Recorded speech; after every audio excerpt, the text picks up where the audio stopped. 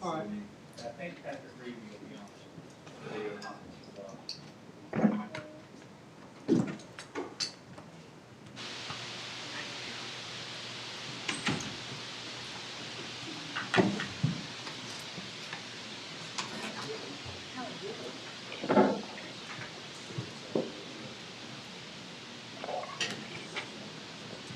Roger, is that you on caller on the phone on the video conference?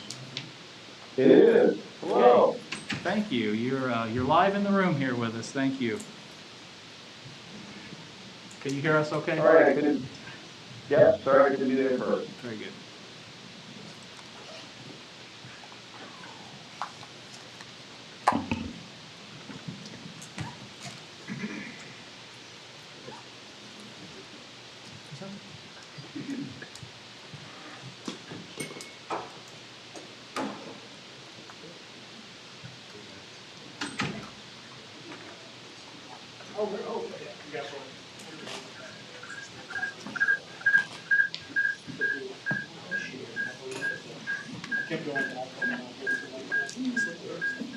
Who's radioactive?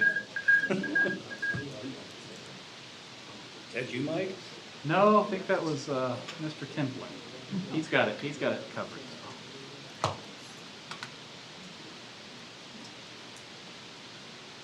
Yeah, he's fixed it.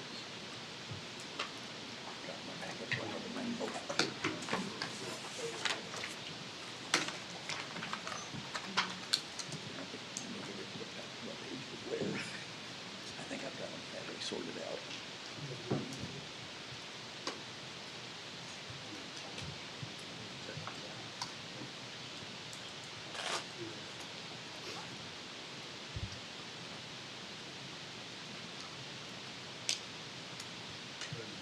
Okay, I think I got that figured out. Can you hear me? Yeah, Roger, we hear you well. Okay, sorry about that. No problem.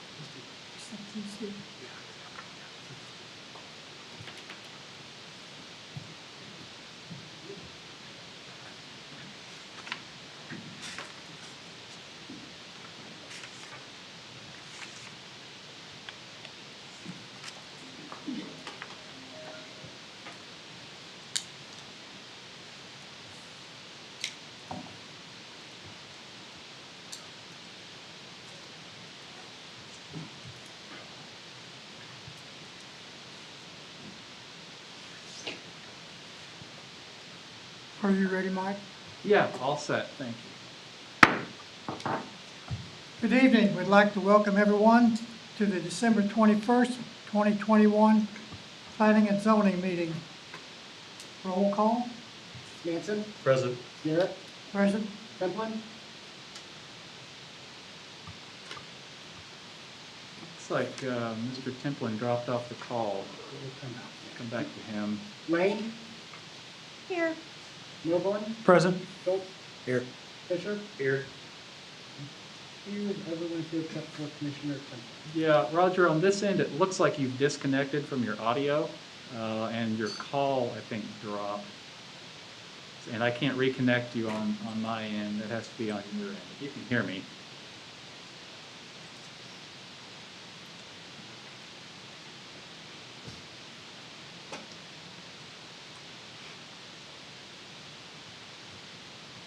Maybe, yeah, I think this is him calling in. Sorry about that. Roger, good. You're back. We have you. Thank you. Yep. We just Yeah. called your name for roll call. Here. Thank you. All are present. Okay, under general business, approve the planning commission agenda. Make a motion, we approve the planning commission agenda for December 21st, 2021. We have a motion I second it. and a second. All in favor say aye. Aye. All opposed? Approved. Item B, approve minutes of the planning commission meeting held on November the 23rd, 2021. Make a motion to approve the minutes of the planning commission meeting held on November 23rd. We have a motion. Second. We have a second. All in favor say aye. Approved. Item C, Hey, Bob, I'll abstain on that motion. I wasn't there. well, that's right, you were gone, weren't you? Yes, I was. Okay, have it noted. Let the minutes show that Mr. Templin was not here on that week. Item C, disclosure of conflict of interest. Do we have any conflicts? Seeing none, we'll move to item D, disclosure of outside communications regarding commission business. Do we have any? Okay.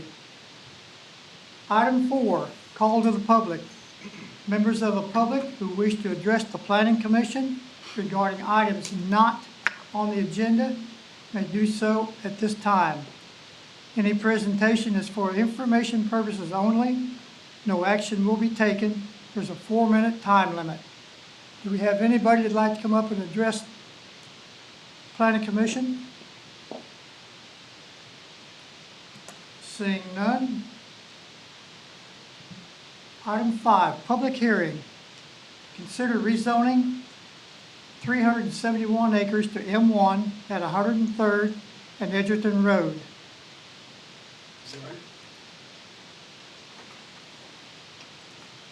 Thank you, Mr. Chairman. Brad Weisenberger, Planning Director for the City of Desoto. What you have before you is a zoning application for what's known as the Gabriel property. There's also a tract, Heightsman property is also within this area. It's 371 acres at 103rd and Edgerton Road, and this is happening because on the 18th, the Desoto City Council approved the annexation of 6,370 acres, which included this property and the Sunflower, a large portion of the former Army ammunition plant, the Sunflower property.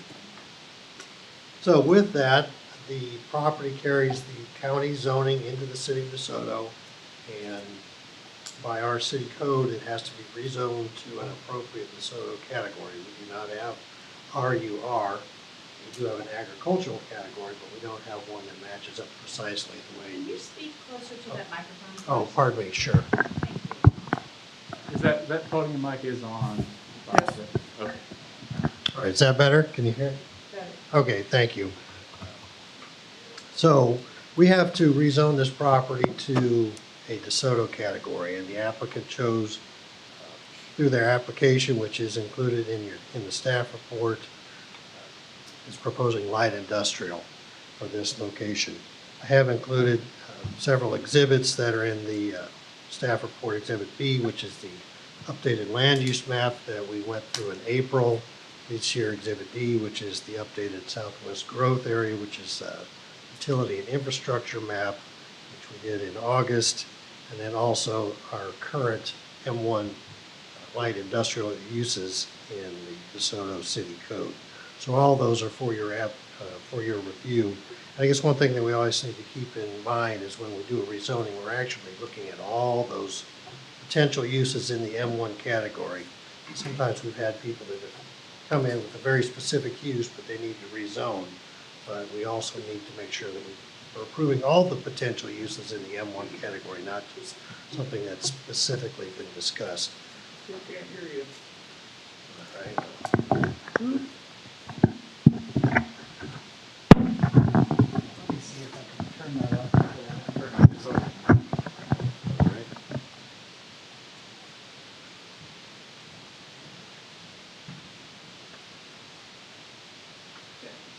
All right, is that any better? I'll lean into it. I'll lean into it a little bit. So going through this, one of the first things we do is look at the current zoning map. And as I had said, it is, carries the county zoning, so it's rural agriculture. And in the staff report, I did put the county's, Johnson County zoning regulations as one is to maintain and enhance agricultural operations, including crop production and raising livestock. 2, to preserve and protect agricultural areas in the unincorporated portions of Johnson County. And then potentially 3, serve as a holding zone for lands where efficient provision of public facilities and services needed for development in the county is not viable at present. So with that, it is now no longer in Johnson County, but we do have to be kind of mindful of what their thinking was when it was given this RUR designation when it was established. With that, looking at surrounding uses, I do have a couple exhibits. I guess not exhibits. I do show the existing zoning map, and actually it's right there. Almost everything up there in the light green is county's RUR zoning district. This is the current situation, and I do have it highlighted there, the tract to be rezoned. The nearest Desoto area to this tract is Clearview City. And interestingly, even though it is a residential area, duplexes, it is zoned commercial C2. It's about 3/4 of a mile away. And then you can see as you move further on 103rd and as it curves and turns into Lexington Avenue, you see more commercial and then heavy industrial and some other commercial and industrial development tracts. And also along 103rd Street, 95th Street, there is a couple of areas of commercial development or commercial zoning in that area. And these are all mixed in with agriculture, rural, suburban. Mostly that stretch on 95th Street are homes and with rural uses. So as you can see, this area is in a bit of it's in transition. 50 years ago, when the Army ammunition plant was operation, it was it was heavy industrial, M2. So while they're proposing an M1, there are certain list items that I've put in the staff report that are allowed in the M1 district. So it's good, as I said, to review all of those, and we've done that. And we'll go through our criteria now for the compatibility factors after presenting the information, that sort of the background information of what's going on with this tract. One thing you also need to keep in mind that this property has been looked at for quite some time. The EDC and the Desoto Chamber of Commerce have been marketing this actively for many years because of its location with access points to K10 and then also Old K10, which is now 103rd Street. It really does have a good road network surrounding the property. So it has been on people's minds, development community's mind, for quite some time. But with the nature of our economy now, large box retailers and those types of things, interest has peaked in how it's been annexed into the city, with ultimate development as the goal on changing its use from rural to light industrial. Anyway, moving through our character of the neighborhood, as you know, hopefully you all have been out there. I've been out there several times looking at this area. It is rural and residential in its nature. It's always been, as I had mentioned, a transition has been going on or has been planned. This is not new. It's been in our comp plan, I think, Mike, since 2005, right around there. It's always been shown as some sort of industrial type development, might be mixed use, might be have some commercial, but it was always because of its access to K10. And as we all know, Johnson County is developing, growing, expanding. At some point, 20 years ago, 15 or 16 years ago, when that comp plan was put together, it was envisioned that at some point there would be retail, commercial, industrial, some sort of uses out there. And now, here we are, having to make a recommendation to the city council ultimately what type of uses will be allowed there in the near future. Compatibility of the proposed zoning and uses permitted therein with the zoning and uses of nearby properties. Get up to talk louder, you're getting lower again. Okay, all right. We're not used to having people here, so. Yeah. Practice. All right, for compatibility of the proposed zoning and uses permitted therein with the zoning and uses of nearby properties. And this is going to be a pretty strong theme tonight as we transition. We've got a large piece of property that's being talked about as M1, light industrial, surrounded by rural and residential areas. And this is sort of rural versus urban, which happens when communities are growing and transitioning. And this is really the first big sort of discussion item that we've had here at the Planning Commission and within the 5 years that I've been with DeSoto. So this theme will be pretty strong as we go through my staff report is development versus a rural agricultural way of life, which has been there for quite some time. However, when we talk about sunflower, that area south for many, many years was a heavy industrial use. So you have to kind of look at this whole context of, is it always going to stay rural? It was heavy industrial in this area. It's been rural in this area.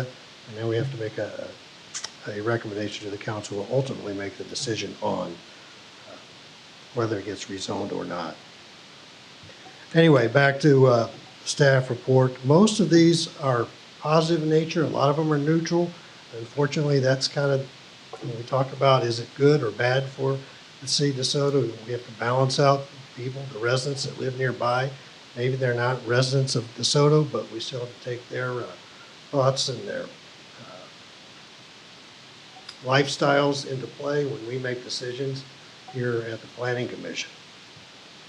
So the suitability of the uses to which the property has been restricted under its existing zoning.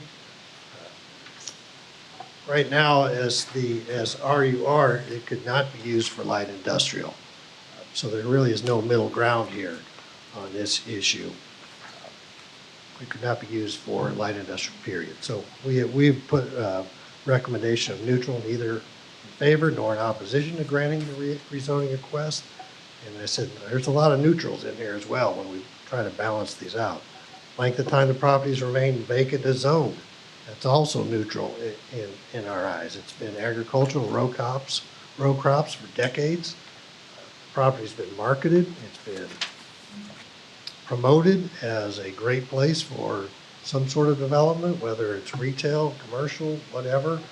But it hasn't happened, and primarily, as I get into the staff report, it's really due to lack of sanitary sewer in the area. It doesn't have access to all the urban things that would be required for development. But at this point, the value of the property, the access, all those issues are now starting tilting towards, we talked about benefit districts and TIFs, and adding sanitary sewer is now a viable component. The value of the property is now increased to a point where it makes sense to run a sanitary sewer line up to this property and start the development process. The extent to which there's a need in the community for the uses allowed as the proposed zoning. Economic development is part of what the cities do. We grow our tax base, try to add jobs, we try to provide opportunities for our citizens. And this is sort of also one of those urban-rural kind of discussions that we have to weigh out one way or another. But we do think it overall would be positive for the city of DeSoto to develop this property, add to our tax base, add to jobs growth, and use this tract to its highest or close to its highest, or perhaps its highest and best use.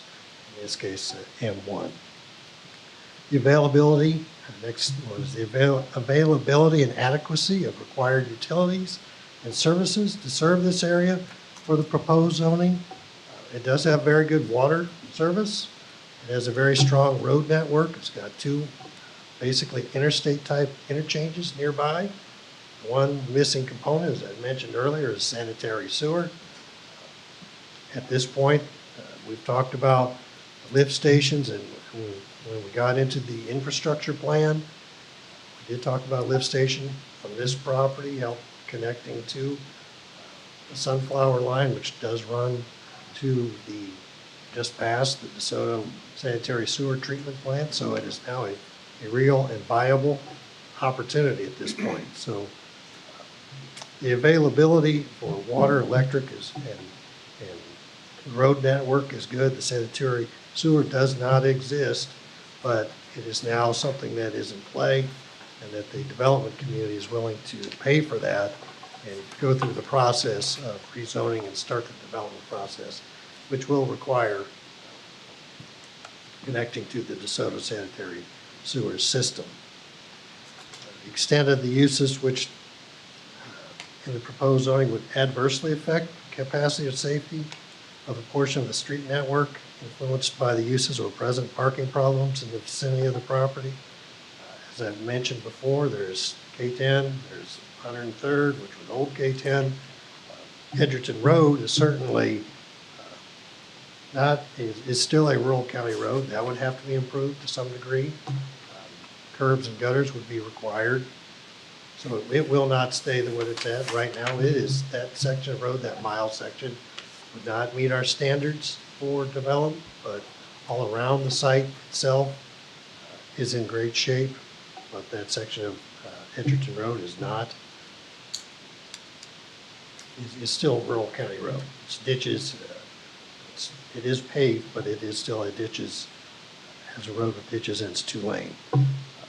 One thing also I've not mentioned prior is that in the M1 zoning district, we do require site plan development, which when you go through our city code, we do require setbacks and buffering and trees and berms and stormwater evaluations, lighting, noise, all those types of things are part of the process that we go through when we evaluate an M1 district, especially and if they're close to residential areas or adjacent to, those standards get stricter.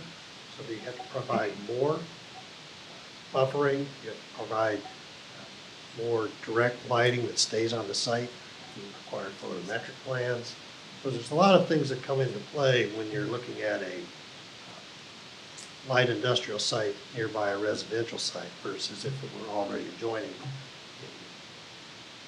a light industrial site. So, and you've been through this, our site plan process several times. We do require developers and the engineers and architects to put together those plans to meet the letter of the law that we have in our city code. So we do have those in play in our city code, our requirements that we have to look at before we can even bring something to the planning commission for potential use. So with that, we're in favor of granting the rezoning request. This also kind of ties into the environmental impacts that this could have. We do require stormwater detention systems. We do require or will require air pollution, excessive lighting, all those types of things that are already built into our code for site development. We will be looking at that, but we do believe, and as you noted, we've gone through this process several times, that we can address these issues. We feel like we can address them adequately and protect the nearby residences as best possible. Now, I'm not going to say it's a perfect situation. There's always going to be something that maybe is unattainable, but we're here weighing out pros and cons, development, urban versus rural. And at this point, our overall approach has been to evaluate these things step by step as we're required to in state statute. Economic impact on the community from the uses allowed in the proposed zoning. As I've talked about, the EDC and the Chamber have promoted this site. DeSoto's really trying to grow the community, grow our tax base. This does benefit the school district, benefits the fire district, it benefits obviously the city itself. So there are some values to having development, but there's also certainly people that want to have things stay the way they are and like the things that they are right now. The majority of the uses in the M1 district certainly would be would provide more tax revenue and provide more jobs and growth than the existing RUR would in that district. So we're in positive favor of that granting or zoning request based on economic factors. The extent to which the zoning amendment may detrimentally affect the nearby property, as I mentioned, there are residences that basically front this property. They will be looking at potential big box retailers or other uses within this zoning category. Some of the homes along there are surrounded by forested areas. They're much more protected even within their own confines of thereir property. But there's some others. There's one actually a brand new house that's going up on the corner that's pretty wide open. But so we do have that obligation, as I mentioned in the site plan, even though there's just one house and maybe a 20-acre tract, that's still a residential use, and we've got to buffer light industrial to a residential tract the same way we would if it were a 50-lot subdivision right next to a light industrial development. So we do have those provisions within our city code that we do feel are strong enough that we can prevent a lot of and a great majority of the perceived negative impacts on the quality of life and the property values of the nearby residences. Relative gain to the public health, safety, and welfare from a denial of the rezoning application, as compared to the hardship imposed upon the rezoning applicant from such a denial. I guess the thing that we talk about here is, and this is where you look at that big picture again, we've got 371 acres of potential light industrial uses versus rural uses nearby. And when you look at the economics, you look at tax base, you look at the job growth, and you compare it to the residences nearby, and you can look at overall DeSoto, what is our sort of our charge as a municipality is to grow our tax base, is to expand and to create jobs for our residents and nearby. It's kind of a tough call, but there would be some hardship on the residents, but there, at this point, there'd be greater hardship on the community and the applicant for not doing something in this area. It's been talked about for quite some time. It's a very developable site, and I think it would be a difficult decision not to, or to deny the rezoning application. We've been through the, one thing also we look at is the consistency with the comprehensive plan, utilities, as I've talked about, our capital improvement plan. 2019, we updated the entire comprehensive plan, and then just this past spring and summer, we updated the specific land use plan, and then also the utility infrastructure plan. And part of the reason we did that, or the reason we did that, is because we're starting to get a much clearer idea on what was going to happen here. And information we were getting from the EDC and just phone calls that I've had taken, Mike has taken about this property, interest in it, the fact that the Sunflower annexation was being talked about. The owners of the Sunflower property were now starting to feel like they had opportunities to move forward with development, made this project, this tract, and I want to be clear, this is not part of Sunflower, but it is part of that sort of urban growth area that, and it's all part of, it is part of this 6,370 acres that were just recently annexed by the city.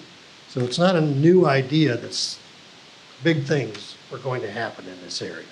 It was just a matter of when the cleanup was going to be completed out at Sunflower, and when, I guess, sort of that tipping point was for the development community to say, this land is now worth developing. It's worth us expending money to put in sanitary sewer lines, improve roads, and put in all the infrastructure that they need to develop the property into a viable use that could certainly overall benefit the city of DeSoto and portions of Johnson County. Overall, and part of our, and this is my last portion where I'll stand for any questions, is the recommendation of professional staff. And we don't take these things lightly. We've been looking at this for quite some time. Like I said, we've studied the comprehensive plan, we updated the land use plan, we updated the infrastructure plan. We work with the EDC, we take calls from the development community. We knew there's potential for this area for quite some time. And now this day is upon us where we have to make a recommendation to the city council, and the planning commission has to make a recommendation to the city council. And because it's been in this long-term process of developing this area, going back to the 2005 comprehensive plan, where it was identified as something that Desoto wanted to ultimately annex and be part of the improvement of road networks, utility networks. That's why city staff, mine and Mike's opinion is that we're in favor of granting the rezoning request. Ultimately is your call on what goes forward and the specifics of the rezoning itself that gets carried forward to the city council.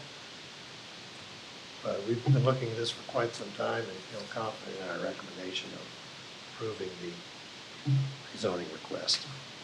With that, I'll stand for any questions. And Mike, if you've got any comments, you certainly. No, Brad, I think you summarized it very well. Thank you. I would remind Chair, at your pleasure, we do have the applicant here in the audience tonight. Has asked for some time to give a presentation. Whether that happens before or after the public hearing is at your discretion. Let's do it before. Okay.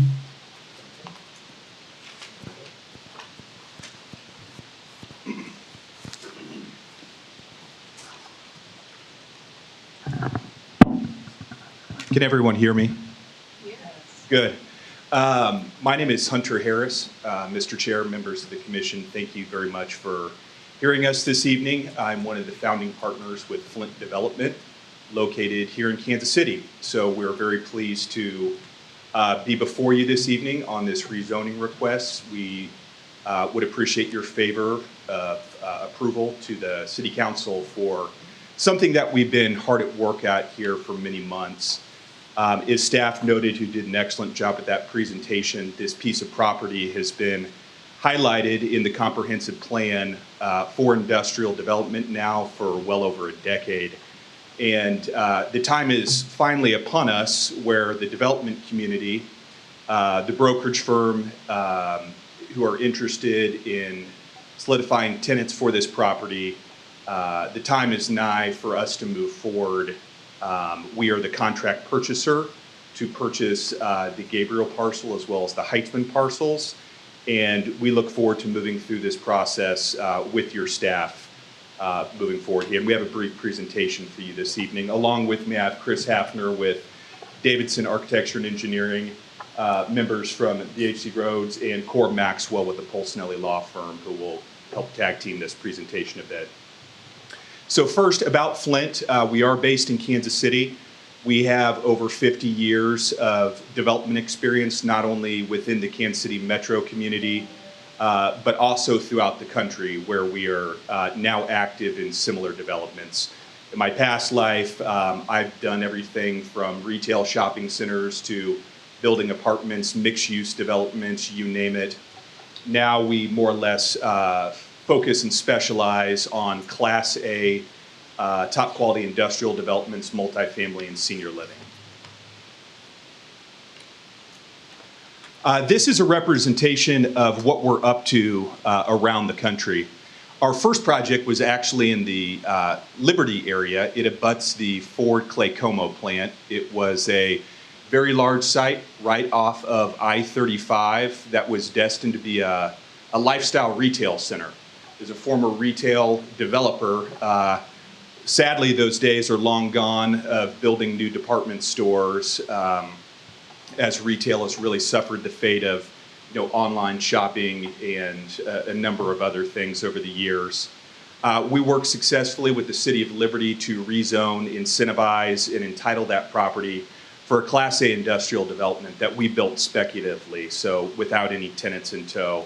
So built that building. It is now fully leased. We've added over 750 jobs for the community that are all great jobs and high paying, and have really created a gateway for the South Liberty Parkway corridor with that project. Subsequently, as quality development begets development, now multifamily housing and additional industrial and commercial development has really engulfed that entire corridor as we were the first to go.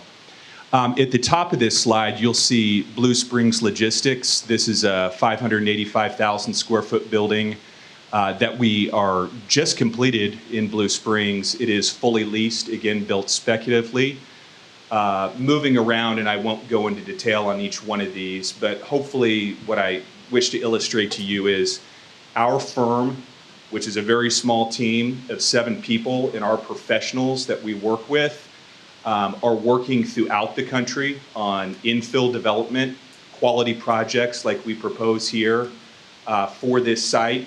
We know what we're doing. We have the capital to go acquire this site in cash, grade it, and put it into active service.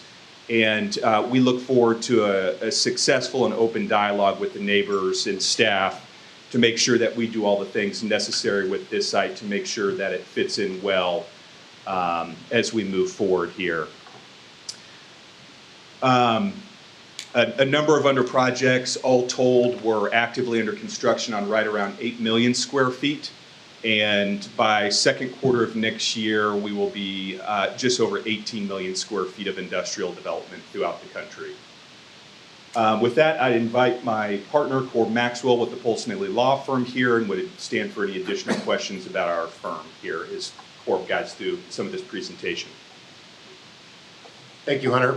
Thank you, Mr. Chairman, members of the commission, and to staff as well that did an excellent job in starting to walk us through. I'm going to do a little bit more of a deep dive into the site and into some other representative projects that Flint has done and other things we're seeing in the community. Because while I agree with everything that Brad and Mike said before, I think the big concern that we're going to hear from the neighbors in the room tonight and others is looking at this site and saying, hey, the surrounding area of this is rural, or the surrounding area of this is residential. And what we wanted to bring forward were many examples of what you can see right here in Kansas City, where industrial and residential can work and live together. That doesn't immediately come to mind. I'm sure that doesn't come to mind for what we're going to hear, but hopefully we're going to be able to walk through and show that this has happened actually very successfully all across the greater Kansas City region many, many times before. We're not plowing new ground here. This is a great new and awesome endeavor for Desoto, but this is something that we've seen in the Kansas City region that is effective and can work and is not going to degrade the quality of life of the neighbors that are there. So why are we here? Why we are here is, one, this is a great community to do business in, and we've seen that working with Mike and staff and the council to date. But most important, the reason we're here is to be able to paint this canvas, to have 370 acres that abuts K10, so it has amazing visibility, and it has 2 interchange exits. That is the central thing and reason that brings this site of why Flint's here, but why this is attractive for industrial development. To be able to have that big of a parcel of ground, to have that much visibility on K10, and to have 2 interchange exits, this screams for development and something more than the agricultural ground that it has been for all of its time. So we see it as a prime opportunity. That's why we were very happy to work with the chamber to take over the option from Mr. Gabriel, and then to be able to go and get the Heitzman track there in the center, and to be able to bring all of that forward in this rezoning application. So Hunter hit on it, staff hit on it a lot, but the other thing that brought us here is not only is it a great 370 acres, not only does it have those great interchanges, not only can we set the course of Class A development on it, because it is a blank canvas. It was guided to us by your comp plan. As our research shows, it has been in the comprehensive plan since the early 2000s to guide this to light industrial. And I believe that it just went through this commission and through the city commission just 2 years ago in approximately 2019, where it was stated again that this is for light industrial. So those are the types of things we look at as a development community. We look at what are these bodies doing? What is the city telling us? What type of development do you want? And the future land use map has guided us that this is appropriate for this site. And that makes sense again, because it all goes back to that same fact that we see as developers, you see as planners and city policymakers, that you've got an incredibly large tract of ground that has 2 interchanges, exits on it, and it has the visibility of an interchange. So it's really that comp plan that we look to. And you know, I put a bunch of things in this slide in number 5 about why you found it and the findings that this body went through and what your professional staff looked at all of this. But it really comes to those big facts. It's a large piece of ground. It's got those interchange access. It's a great place to accomplish the goals of the city of growing your tax base, growing the job base, creating more development here than what currently exists in the city. So we really look to that to our guide and would ask this commission to stand behind that you've published as a city and out to the community about the types of development you want. So moving on from that into, I'm going to circle back around to the golden factors, but as I said, where I really want to go here for a while is to look at these projects that we've done and done effectively, whether it's been from Flint or other Class A industrial developers across the city. But this is a Flint project. This is Liberty, Missouri. This is what Hunter was talking about. What you see, you can't see just to the south is the Ford Clay Como auto plant. What you can see is I-35 and South Liberty Parkway. What you'll kind of see just north of the 700,000 plus square foot building we had is existing residential. What you'll see to the west is some commercial and then existing residential. And if you drove down the rest of that South Liberty Parkway, what you would see is kind of one of the nicest areas of development in all of Liberty. This is $400,000, $500,000, $600,000 houses that are going up and subdivisions that are going up all in that neighborhood. And that community asked us, is industrial appropriate for this? As Hunter said, this had always been guided for retail. And so we had this same discussion approximately 2 years ago with Liberty to say, is industrial the right thing on this site? How are you going to interact with your immediate neighbors? And how are you going to interact with all these folks that have made massive investments in their own residential houses just down the road? And what we've seen is, one, that community supported it, and they supported it through a lot of the things that Mr. Weisenberger said in this, is that through site design, site planning, we were able, even though this is a large building, to landscape the areas around. And obviously this is just under construction and only been up for 2 years, but we planted an inordinate amount of trees. We worked with the grades, we worked on screening, and it's been nothing but a great success. We obviously leased it very quickly, got it completed very quickly, but it's really set a course now that I think folks in Liberty are incredibly happy with this development, or advocates for this development. And that same sort of bedroom community that's had a lot of people that live there but needs more economic development is now bringing jobs to those residents that live right in that area. So it's been a really great success. So what are other types and kinds of projects? And so I just went through quickly and started pulling things. Some are spot on, some are a little bit different, but all of them show this same interaction of high-class residential along with industrial development.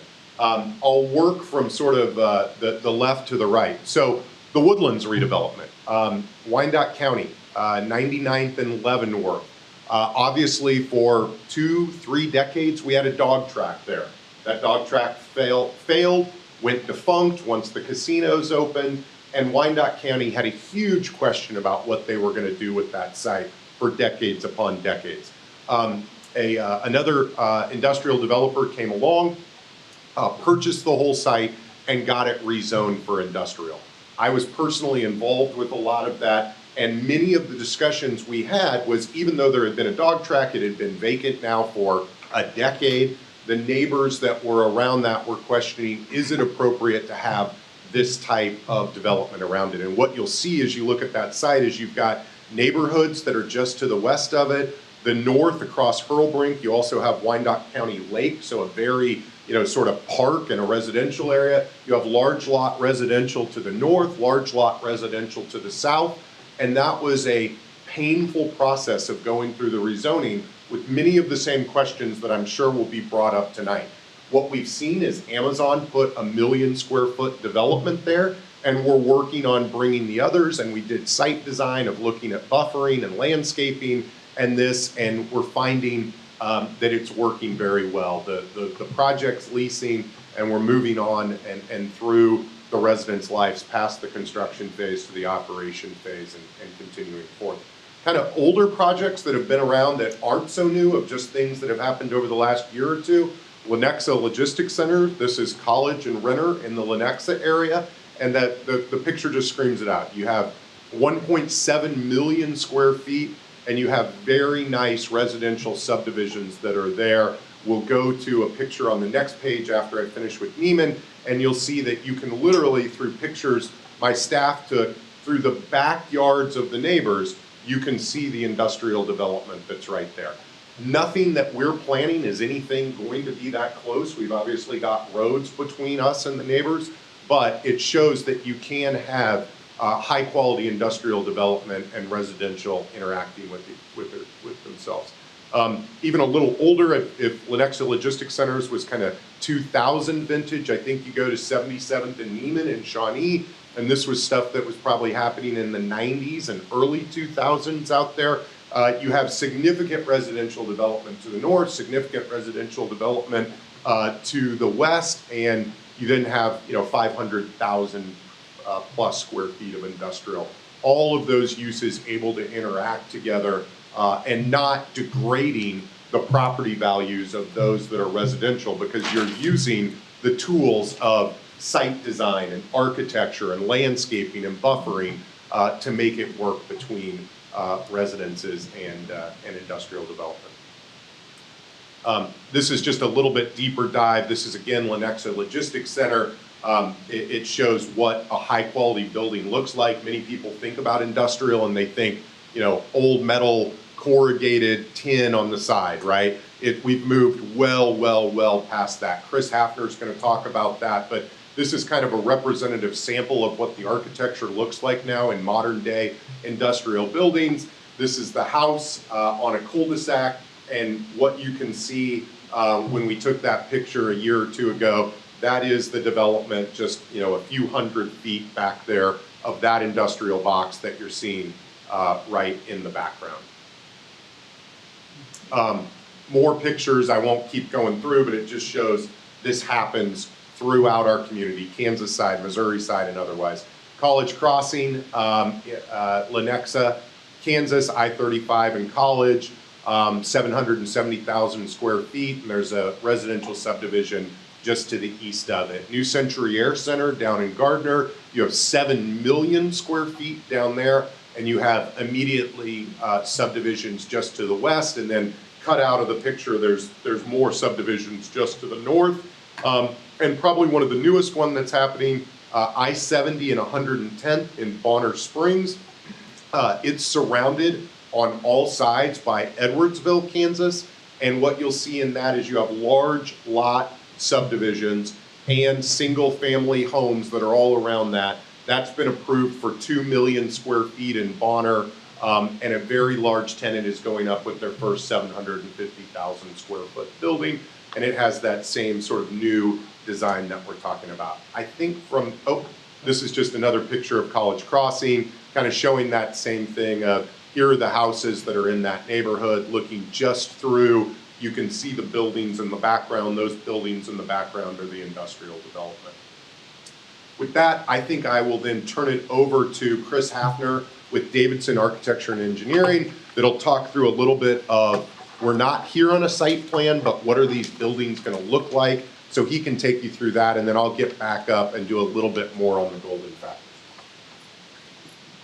Good evening. Pleasure to be here. Chris Hafner, again with Davidson Architecture and Engineering. Thanks for your time and consideration tonight. To Corbin Hunter's point, really excited to show you some representative imagery. Of course, as Corbin mentioned, we're not here talking specifics, but what we try to do as both land planner and architect on the project is exactly what's been discussed. Understand and be cognizant of our surroundings, whether it's in Liberty, South Liberty Parkway, that they were very, very anxious for residential development and retail development, proving up through site sections, berms, the architecture of the buildings, how we could soften that look, break the building down, and really make a great project in the front door for their community at that point, which is what we would love to do here in Desoto as well. So what you see in these images, some are our projects, some aren't our projects, but what we wanted to try to show is what we try to do at those office corners of these industrial buildings is really break down the scale of the project,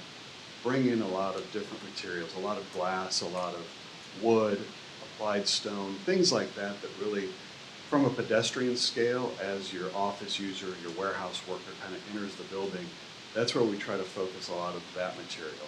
Then moving down the building between offices, that would really occur on all four corners of a project like this.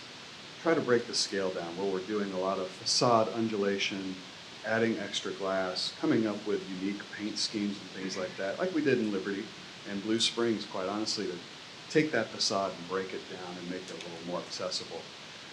One of the main things that working with Hunter and the Flint development team that we've really prided ourselves on is the use of landscaping to do that as well. Coming back in with berms, understanding like those areas where we do need to screen, trailer areas, docks, things like that, where we really try to set up a lot of evergreens, create a lot of density with that, and really allow the corners of the building to really shine with the signage, the lighting, the office areas, the glass, to really become the focus point and let everything else on the length of that building really take kind of a back seat to those projects. These are typically, in this market, tilt-up concrete buildings. We've been doing them, for me, 22 years. In the market, they work great. They're a wonderful product. The market loves them. Tenants love them from their durability standpoint. And they really provide a canvas for us to be able to provide a lot of reveals and fenestration within that without a lot of extra structural work that's needed on these buildings. So they really become something great that we can really define and break down with those paint schemes and what you see here, a lot of undulation with the buildings. I'm going to turn it back over to Corb. Obviously, I'll be back up and ready to answer any questions about architecture or land building. Thank you.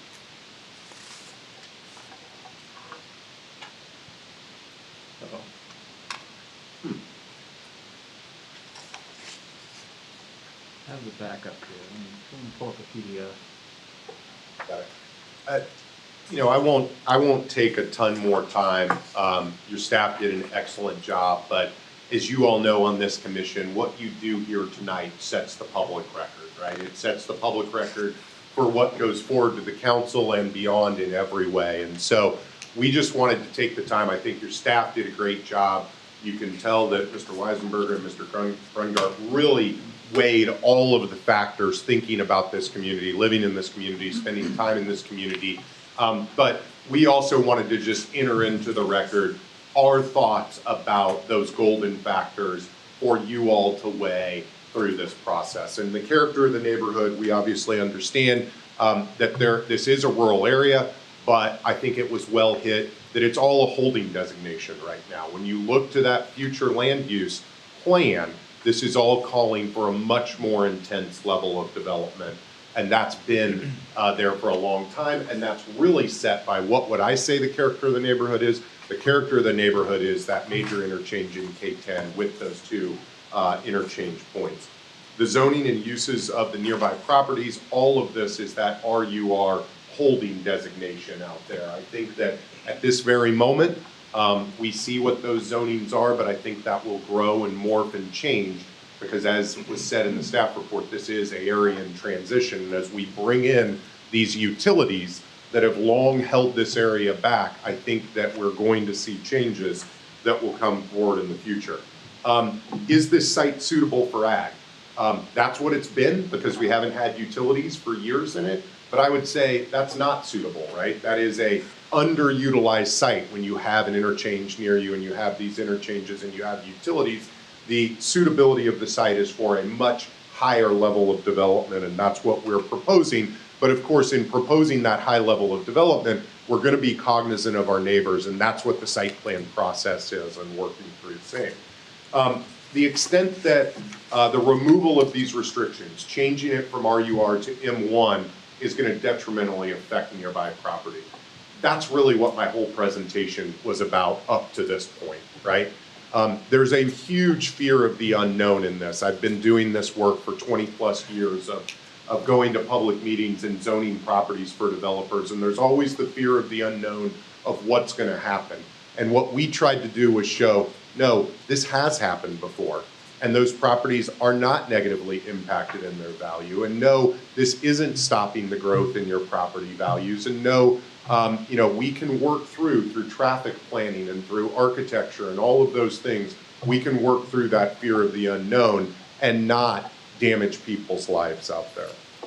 The length of time the property has remained vacant, it's been obviously decades. It's only been in the city for less than a month or about a month, but it's decades that it has generally been vacant outside of agricultural development. We don't think there's a huge gain to the public health and safety. We think it's actually a loss because we know what economic development we are going to bring. We know what we're going to do for the tax base. We know what we're going to do for the neighborhood and for this city if you develop this site and allow us to move forward. Obviously, we have a recommendation of the professional staff that's positive, and we're very appreciative for that, and we obviously conform with the city's master plan. The other ones were sort of outside of the Golden VOP case, but other things that the city looks at from its code, architectural style, building, massing. I think we've tried to hit on that of what's going to come forward with site plans, the needs in the community for the proposed uses. I think it speaks that Sarah's been here and you all have proposed on this site and across for job creating development for decades out there. We're only just now getting utilities to the site and we're shouldering a massive portion of that burden. The environmental impacts, we think we can work through all of that, and obviously the economic impacts. So just a quick spin through of the factors from our side, and wanted to make sure all of those were entered into the public record. I'll close by hitting some of the points that we've hit again and again and again. The comp plan has had this for 2+ decades as a higher level of development, and that time is now here, and that time is nigh given what's going on in the overall national market for this type of development, and you've got a very high quality developer sitting in front of you that can get it done. We will put $400+ million into this site by the time we are finished with it. It is a significant development that really puts Desoto on the map all across the Kansas City area. There is huge public infrastructure needs that have to be shouldered to get there, and we're taking that as the development community to get that there, to get that financed, to put all of this acreage in play. We think there'll be 2,000+ jobs when you look at the type of development we're doing here, so really moving this forward. Huge tax base increase to the city, additional revenues that'll come to the city during the construction phase of sales tax, assessments, utilities, franchise fees, all sort of things outside of the Planning Commission's province, more to the council, but you all always think about what's the good of the city, what's happening with the comp plan, what are we doing in those large components and putting that there. And then also knowing that you're really, you've got a tailwind behind you, right? With e-commerce and light manufacturing and light industrial, it really is its time. Hunter hit on it a little bit with the Liberty site.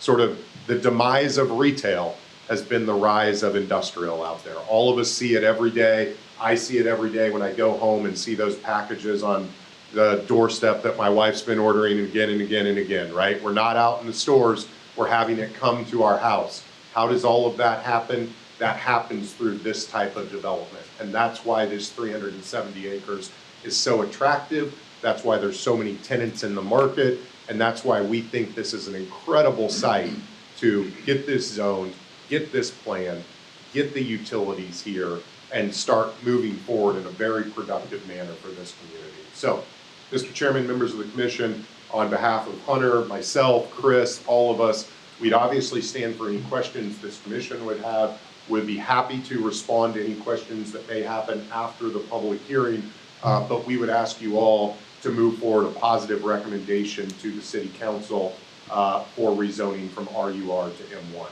Thank you for your time this evening. Brad, do you have anything else? No, Mr. Chairman. Probably ready for the public hearing to be open, so. At this time, we will open the public hearing. If you have questions, come to the podium, state your name and address for the clerk. Do we have anybody that would like to come up and?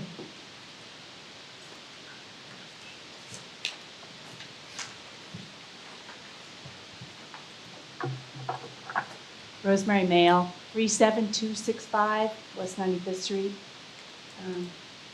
I've reviewed this a lot and done a lot of homework on this deal. And the more I think about it, the more it's not a fit.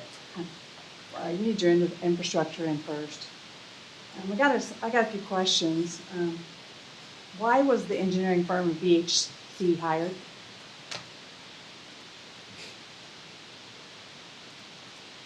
Nobody wants to answer that question? BHC Engineering Surveying? Are you asking Discretion. Mike, or are you asking the? Yeah, if, Is this a back and forth? yeah, I think maybe we could take the questions, write them down, and if at the end of the public hearing, maybe we could provide answers. That's interesting. It's very much in your best interest. So why do I ask this? Who is on the BHC company that might have a little conflict of interest? Who is Bill and Matt Bungard? You're a paid employee. These guys are wonderful volunteers, but you're a paid employee. Yeah, that speaks directly to the code of ethics, the DeSoto's code of ethics. Yeah, And do you have regular code of ethics you guys got to follow? yes, we do. They're codified, and we reaffirm our commitment to those codes of ethics on a yearly basis. We've been in, I've been in constant contact with the city attorney on that, as has Councilmember Hanamichael, who's recused himself. Who's also got a conflict of interest Yeah. that was removed from the first meeting Yeah. because he's president of that company. That's right. And then your brothers are the vice presidents of that company. That's right, and that's very front of mind, and I can assure you that we are very cognizant of those. And you present a lot of these figures to Planning Commission and City Council, which is quite interesting. It sounds a little bit like we got a little bit of coercion going on because you are also on the ERC, the Economic Development Council. And explain to me, is that a public entity or is it part of the city? It's a completely separate organization, and Sarah Ritter is the president of the Chamber of Commerce. So you have interest, you make money from that organization? Nobody makes money from that organization, no. They don't? No, Okay, that's what I didn't know, so I was asking. So I appreciate that honest answer. Did Kevin, did he recuse himself from the city council meeting on December 2nd? Yes, he did. Okay, but he stayed in the meeting, correct? No, he didn't. He's in the corner of the video the whole time, isn't he? No, he's not. Okay, then who seconded the motion on that deal, on that memorandum? I don't recall. We might have to search through the meeting minutes for that. Yeah, it's interesting. My other thing is, I just feel like, we're 3 days before Christmas doing this meeting, and it's ran quickly through the system. The signage issues, per DeSoto code, it kind of says that there should be one at every abutting street. I saw one sign, and there's 3 corners of abutting streets, right? Okay. Okay, so I'm having some conflict with how quick all this stuff seems to be moving through. I'm not sure all the protocols are being followed. I'm a Kansas licensed realtor. I have to go to ethics class every 3 years. It's required by my license. So that's why I asked you about the ethics issue. It does concern I you. I do, I mean, I appreciate that Mike. concern. May I interrupt just 1 second? I put up the meeting minutes, and that motion, I believe you're talking about the memorandum of understanding. Right. That motion was by Councilmember Murdoch, and it was seconded by Councilmember Ritter. The minutes that were approved at the December 16th meeting show that. Well, it's the December 2nd meeting, Yeah, right? yes, so those meetings were approved the following meeting, so we have the meeting, we put together the meeting minutes But I mean, at that afterwards. meeting, there was 2 people that motioned. Yes. Lori was the first one? And it the was second. Councilmember Ritter was the second. Okay, okay. I got told by somebody that was here in the meeting that it was different than that. Yeah, no, and Councilmember Hunter-Michael abstained from that, he was not in the room. The meeting minutes show that he left the room at 7:08 and returned at 8:27. Okay, okay. So they've talked about, what was that? Yeah, I Sorry, think, this is Patrick Reedy. I'm participating online, but I would just make mention that, you know, the code of ethics that the city has, you know, complaints or concerns can be submitted to me or the city council. Those are the 2, you know, points of contact that our code of ethics references. And, you know, this is a public hearing, so you're free to, you know, state your position and your concerns, but I just wanted everybody in the room to know that really the planning commission is not the appropriate body to take those issues up. It's either the city council or myself. But it's nice to see them put public. This is the first I'm learning that there's any concerns about this, so I just, you know, it's just a little difficult to just be hearing this on the fly when, you know, as far as I know, this has never been raised before. But like I said, I'm not trying to dampen what you're saying. It is a public hearing, but you know, I'm the person to you know, give opinions on the code of ethics. So Okay, so the name differentiation alone was a code of ethics, from what I've understand from other cities that I have dug into a bit of that both passing this in the same entity of same people working together. So it is something you need to look into. So if I switch gears and I go to the M1 zoning 7B on your proposal, City of DeSoto's buffering zone says that there's no screening for any kind of buildings up to 100 feet tall if there's a right-of-way. So are you calling Edgerton Road and Evening Star right-of-ways? yeah, they would be rights of way. So there'll be no buffering per our codes for an M1 district. And we're 3/4 the way residential around this property. So that is a very valid concern. It's a majorly, Edgerton is a majorly biked road. Also, and I did not see biking trails. I guess you told me you got a walking trail. That was another option. Since we are a rural district. The city, you referenced a section number on city code about the buffering? I didn't. Oh, no, it's on your proposal here. M1 zoning, it's number 7B, you state this. On the staff report? It's on this online report. I just wanted to be able to reference the city code. I'm not familiar with a no buffering requirement for M1, but I just want to reference.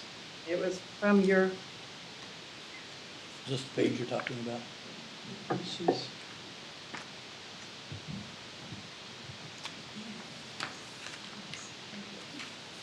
The one that has the M1 light, or M1 Industrial Light District at the top headliner? Is this it here? Huh? No. It was in the packet. Okay, it's in the packet. So it just kind of scares me because that's way against us. It's under That's not M1 protecting us. Industrial Light District, we define what it is in the code. It's under point number 7, use limits. The point B under that. talks about screening required unless it's separated by a street right away. I think it's clear at the back, I believe, of all the legal documents that were. Okay, thank you. Back. I'm sorry to interrupt like that. I just wanted to make sure I understood what you were referencing.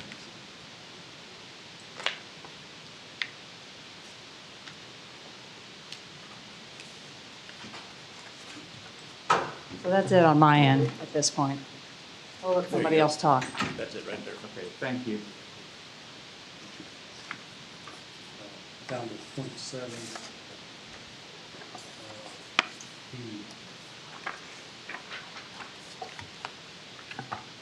Go ahead. My name's Craig Connell. I live at 39905 West 103rd Street, just west of Evening Star on 103rd. Most of my comments and questions are about item J in the Agenda 5A packet. First, the county acquired the land, my first point. The county acquired the land that is now the Sunflower Nature Park pursuant to the National Park Services Land Park Program.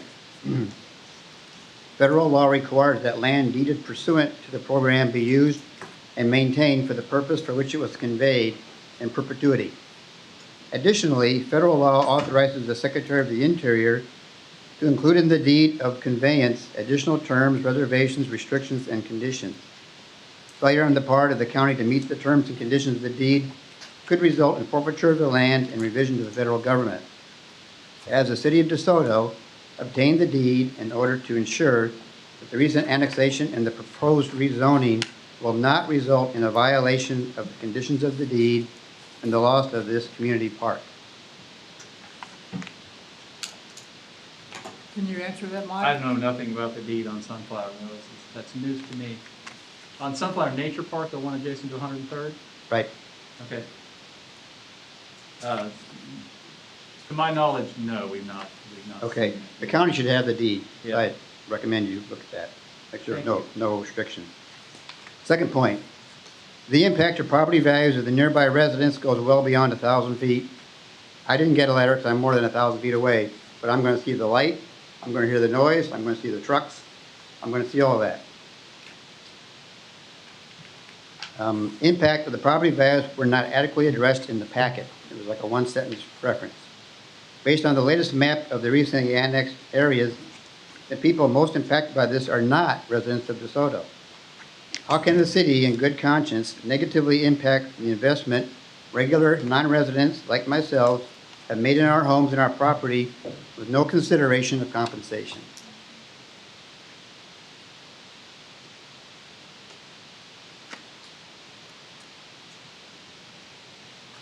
Should I go on? Regarding item K, the packet mentions hardship on the application and property owner if this application is denied. It also mentions loss of high, quote unquote, potential for beneficial economic development. The primary beneficiaries of this development that I can see are Flint Development and the tax coffers of DeSoto at the expense of the nearby residents. In conclusion, I would hope that members of this commission could put aside the desires of the few who would benefit economically from this proposed industrial development and prevent DeSoto from turning into a town known only as a warehouse and a fast food stop on K-10. Rather, focus on developing damaged land like Sunflower Ammunition Site first and leave virginal land like the Graybill property as it's used today. Why pave over great cropland when you have 6,000 acres of polluted land to the southeast to pave over? Thank you.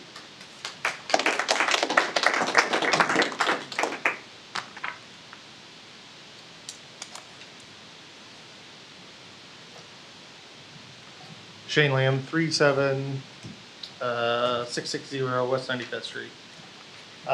Many of us in that area are either just built a house, have pending home plans with the county to build, and we found out about this. We luckily did before we broke ground. I know there's another one that has. Unfortunately, there's one of us in here that just got done doing it. The city, or the Chamber of Commerce, EDC, city, they're all pretty much the same. Has said that this needs to be industrial. It's been part of the industrial plan. The plan that the city has does not dictate what fair market does. What our problem is this is not a fair market transaction. The Chamber of Commerce has had a contract on it preventing anybody else to buy it so that they could dictate what goes here. The city of Desoto doesn't need warehouses, it needs houses. You can buy a shanty for $300,000 right now because there's not enough houses. We need houses. And if fair market was in play, this would be a housing development. There's tons of other places where we could have warehouse. Sunflower's one, next to Hudamaki, Good Sense, all that. There's already stuff with infrastructure in place. If there was warehouses that had to go somewhere, we've got land already. Why do we need to basically ruin every one of us, have houses we've spent our hard-earned money on? We don't want to look at a 100-foot concrete wall. I mean, we bought our property for our forever home for our kids, have a little hobby farm out there. And we're pausing it right now because I'm right next to it. I don't want to live right next to it. We're at the dead end of 95th, right where it ends. And that's all I would have to see, is that and the semi-truck traffic. So my biggest concern would be, I don't think this is a fair market public transaction. I mean, we are several days in front of Christmas, and developments and zonings, they don't happen overnight, and this one just seems to magically just be happening. And it's always at weird times. The date was changed and everything. So I just am asking you guys just to not be complicit with this. You know, that's all I gotta say. I could rant forever, but that's all I gotta say at this time. Thanks.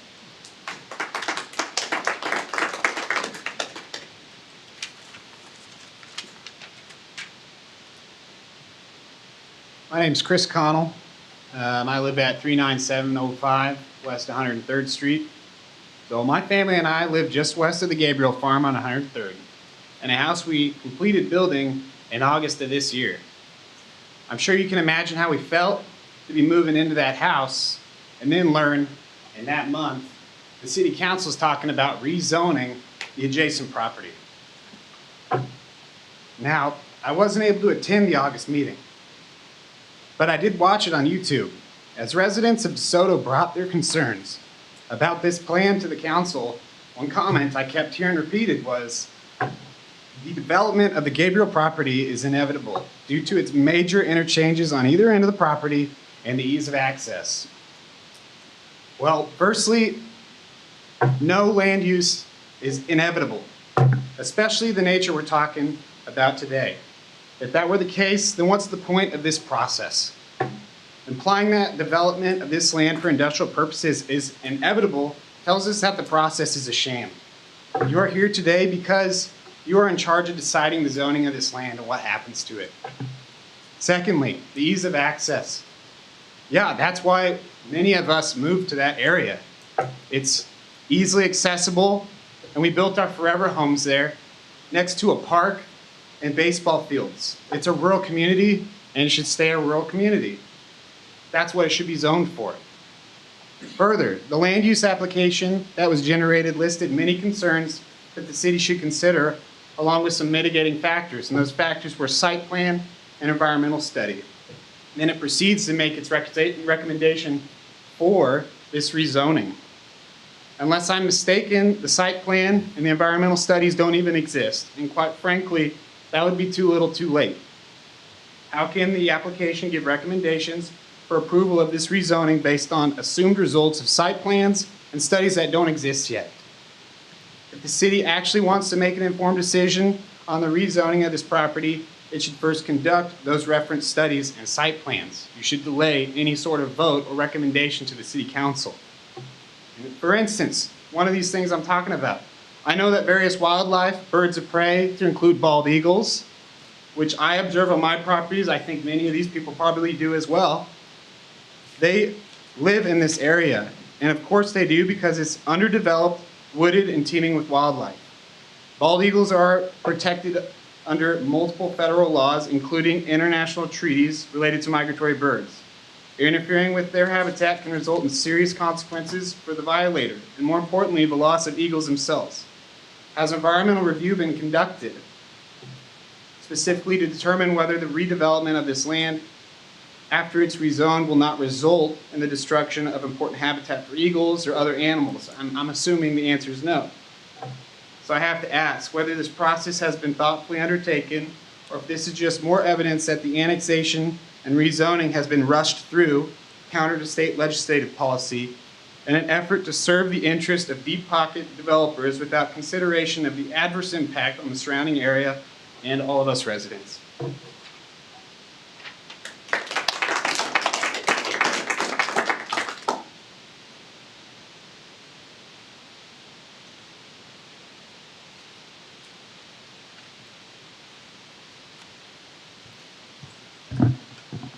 My name's Bruce Rickey. I live at 9050 Edgerton Road. Everybody hear me okay? I'm a home builder developer myself, and I understand that sometimes progress isn't always what people want around it. But the last development I did, we voluntarily went to the neighbors, had a voluntarily meeting, and let everybody voice their opinions, and as a developer, we informed the adjacent property owners of what our intention was, and developed our plan based upon their concerns. And there's not, I've never seen something that has just kind of appeared out of nowhere. I don't have time to sit here and pay attention to what you guys are doing every month, but I guess I need to start, because this thing has came out of nowhere. And you know, our simple life out here where we've had it, we won't be quiet anymore. We're gonna have beeping trucks backing up their trucks in that complex, and that'll, you can't tell me that's not gonna happen. The traffic, the big trucks, our intersections now, I mean, don't even really need a stop sign. That's about to come to an abrupt stop. I'm just really amazed how this thing has just absolutely appeared out of nowhere. And, you know, my sister's done a ton of homework. She wanted me to get up here and talk more than I have, but she's the one that knows all the facts. It's pretty amazing. I'm just, and then you annex it. It's kind of like an island. Obviously, you don't give a damn the people around it. All you care about your tax dollars you're getting. By the way, you know, I'm sure there's some sort of a abatement for that, so they don't have to pay taxes for years. So we're gonna have to carry the burden of that. How much are they paying for road improvements as a developer? Are you guys paying for that, or is taxpayers paying for that too? I mean, this thing, I mean, God, it's just railroaded in here. I just can't believe the process of how this has come to be. It's really sad. So anyway, you know, it seems like it's so far gone that we really don't have a dog in the hunt anymore, and that's what's even worse. I made a few calls about this. The professional people I deal with, and they just looked at me and said, "Not sure you're going to get anything done because this thing's so far along," and that's a crime. I just can't believe this came this far without really not knowing any more what we know when we knew it, because it was pretty much done before there was even any time to voice our opinion. So, you know, like I said, you're not going to stop all progress, and I get it, but this thing here seems a little, it stinks. It smells bad.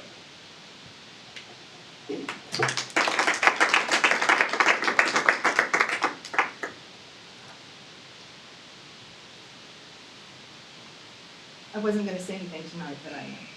My name is Vicki Howler, and I live at 9885 Edgerton Road, so right adjacent to the proposed development. We bought our property in 1996, and we built in 2006. We planted 425 walnut trees for the preservation of the area. My husband, Gary Howler, is responsible for the 2 community parks that we enjoy here. He was the director of Parks and Recreation. We have Lexington Lake Park and Sunflower Park because he dedicated his life to the preservation of nature. And I feel like this proposal will destroy the nature of that area.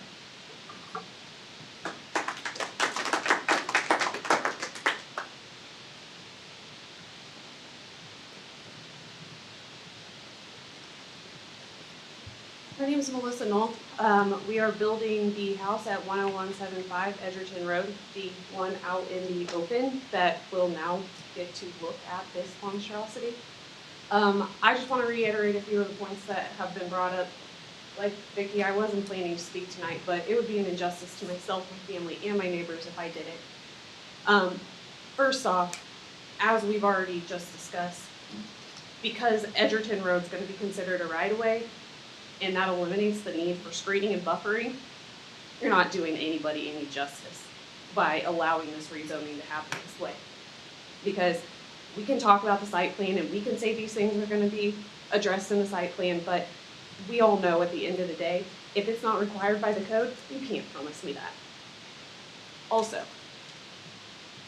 I bought a house in the county, or I bought property to build a house in the county. I bought across from property in the county. We have been told over and over again, as was also stated, that this is inevitable. As any logical person would, when I purchased property in the county to build my house, I checked with the long-range plans of the county, not the city of Desoto. I did not purchase in the city of Desoto. I did not. We live in the county. We don't get votes. We don't get says about what happens in the city, yet we are going to be the ones directly impacted, not the folks in the Desoto community. That's very disheartening that we are the ones impacted, yet we are the ones without a voice.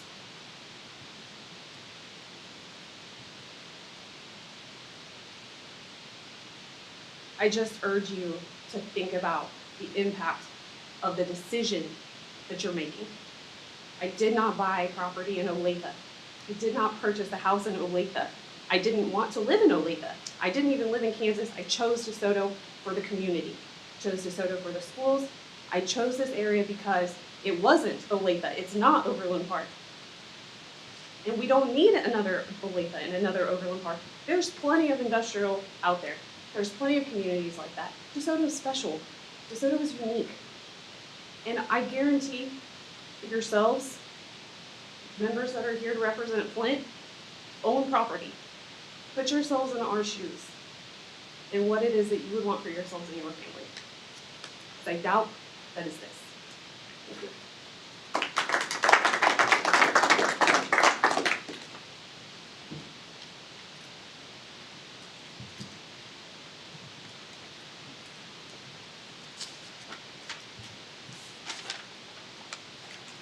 Sam Mail, 37265 West 95th Street.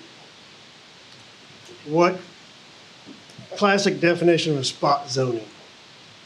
Singling out a parcel of land for use classification totally different from what's surrounding the area.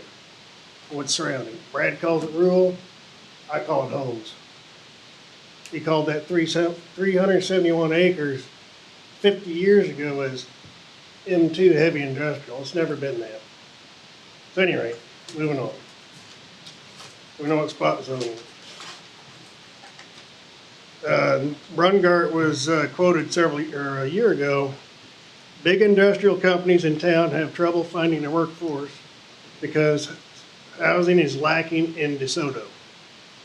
They're making $12 an hour, you can't drive 30 minutes, so on and so forth. We need homes, not warehouses. And then you go to the environmental impact study. Part of that is not just the wildlife, it's the people in the area. We have not been contacted by anybody. I hope you can see through the smoke and mirrors, by the way. So, at any rate, you got sunflower, you got a rail spur going right down there. Perfect for light industrial. Take it in and out. Take sunflower, start there first. It was also stated, I gotta find it.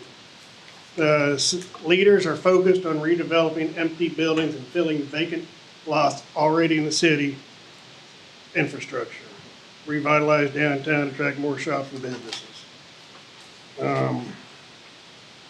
Also, I want to know why, this is all of a sudden showing up when the owner of the property, Gabriel, was told to be hush-hush about it.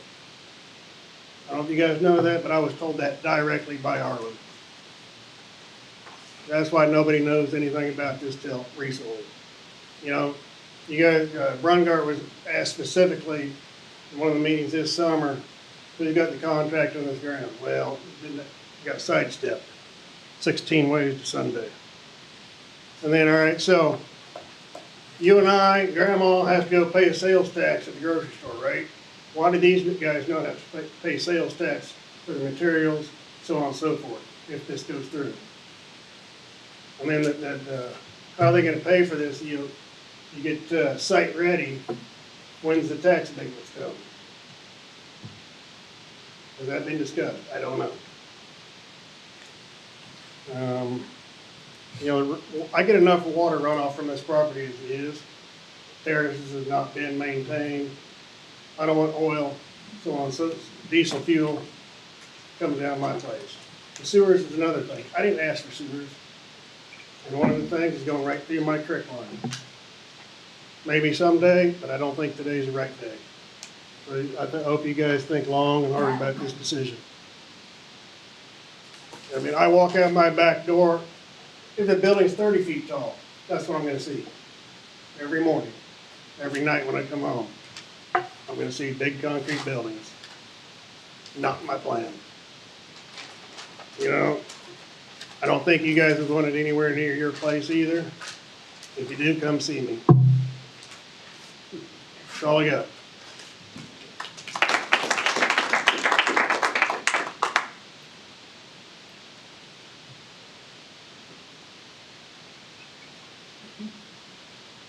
Holly Barth, 37070 West 95th Street. I'm not going to say anything that people haven't already said tonight. Just a couple things I wanted to point out, question. I wasn't able to make the November 23rd meeting, because even right before Thanksgiving, like this one is before Christmas. I'm sure impacted the turnout that we've seen on both times. I watched the video that you all presented, was pretty similar to what you did tonight. I think, though, during that meeting that you all said that you were going to be covering the costs of the infrastructure, the sewage and the water and all those expenses that were going to be incurred. I'm reading the MOU and seeing where it says here on point 5, and I'm not on page 4, point 5, financing of sewer improvements. It says the actual cost of the sewer improvements described in paragraph 3A above will be financed by the city. Further down, the finance of the water. In the event of the city provides water service to the property in accordance with paragraph 3C, the actual cost of the water improvements described in paragraph 3C above will be financed by the city. You know, it sounded before that the city wasn't going to be paying for this, and now it's sounding like they will be. In addition to the 10-year tax abatement, in addition to the property taxes that are being avoided for some period of time, in addition to the sales tax that's not going to be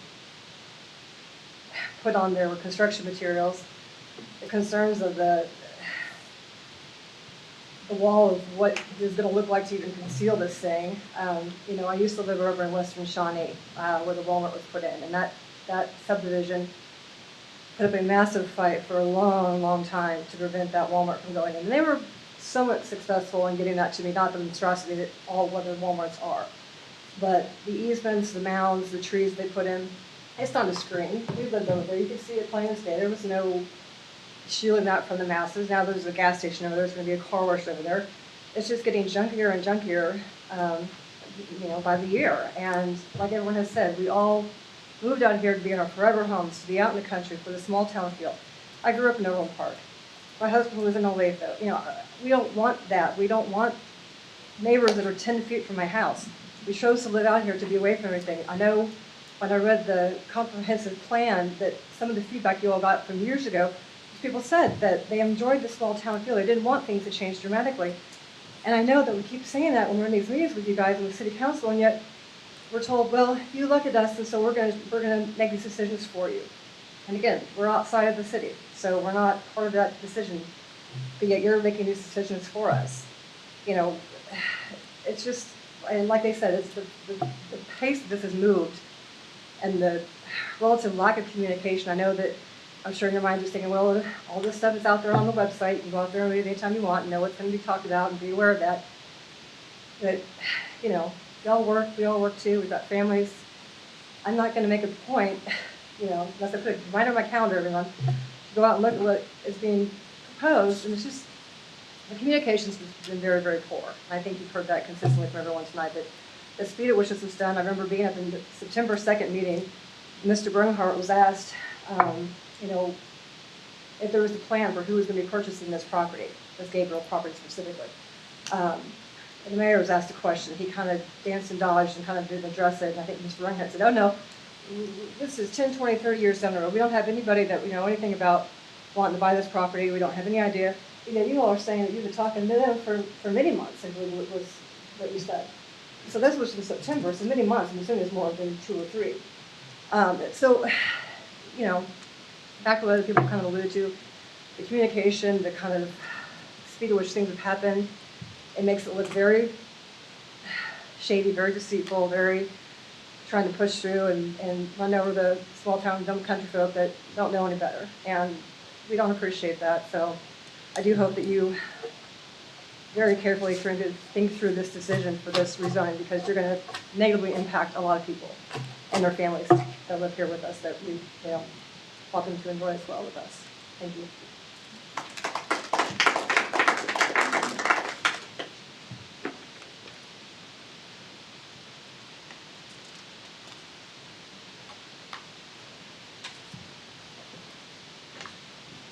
Trevor Barr, 37070 West 95th Street. I just wanted to call out one point that we've been talking a lot about the building, this monstrosity, and 3.5 million square feet, something like that. A lot of building, a lot of monstrosity. But I think I heard upwards of 2,000 employees. That is a lot of cars. That is a lot of traffic for this area to support. And that's something I don't think that can be overlooked. I mean, I guess to substantiate 2,000 employees, we're talking an Amazon type situation. So trucks going constantly, suppliers delivering, and vans going out constantly, not to mention all of the employees coming to work every day. That's a lot of traffic. So that on its own is almost more destructive than the building in my mind. So I just wanted to call that out. Thank you.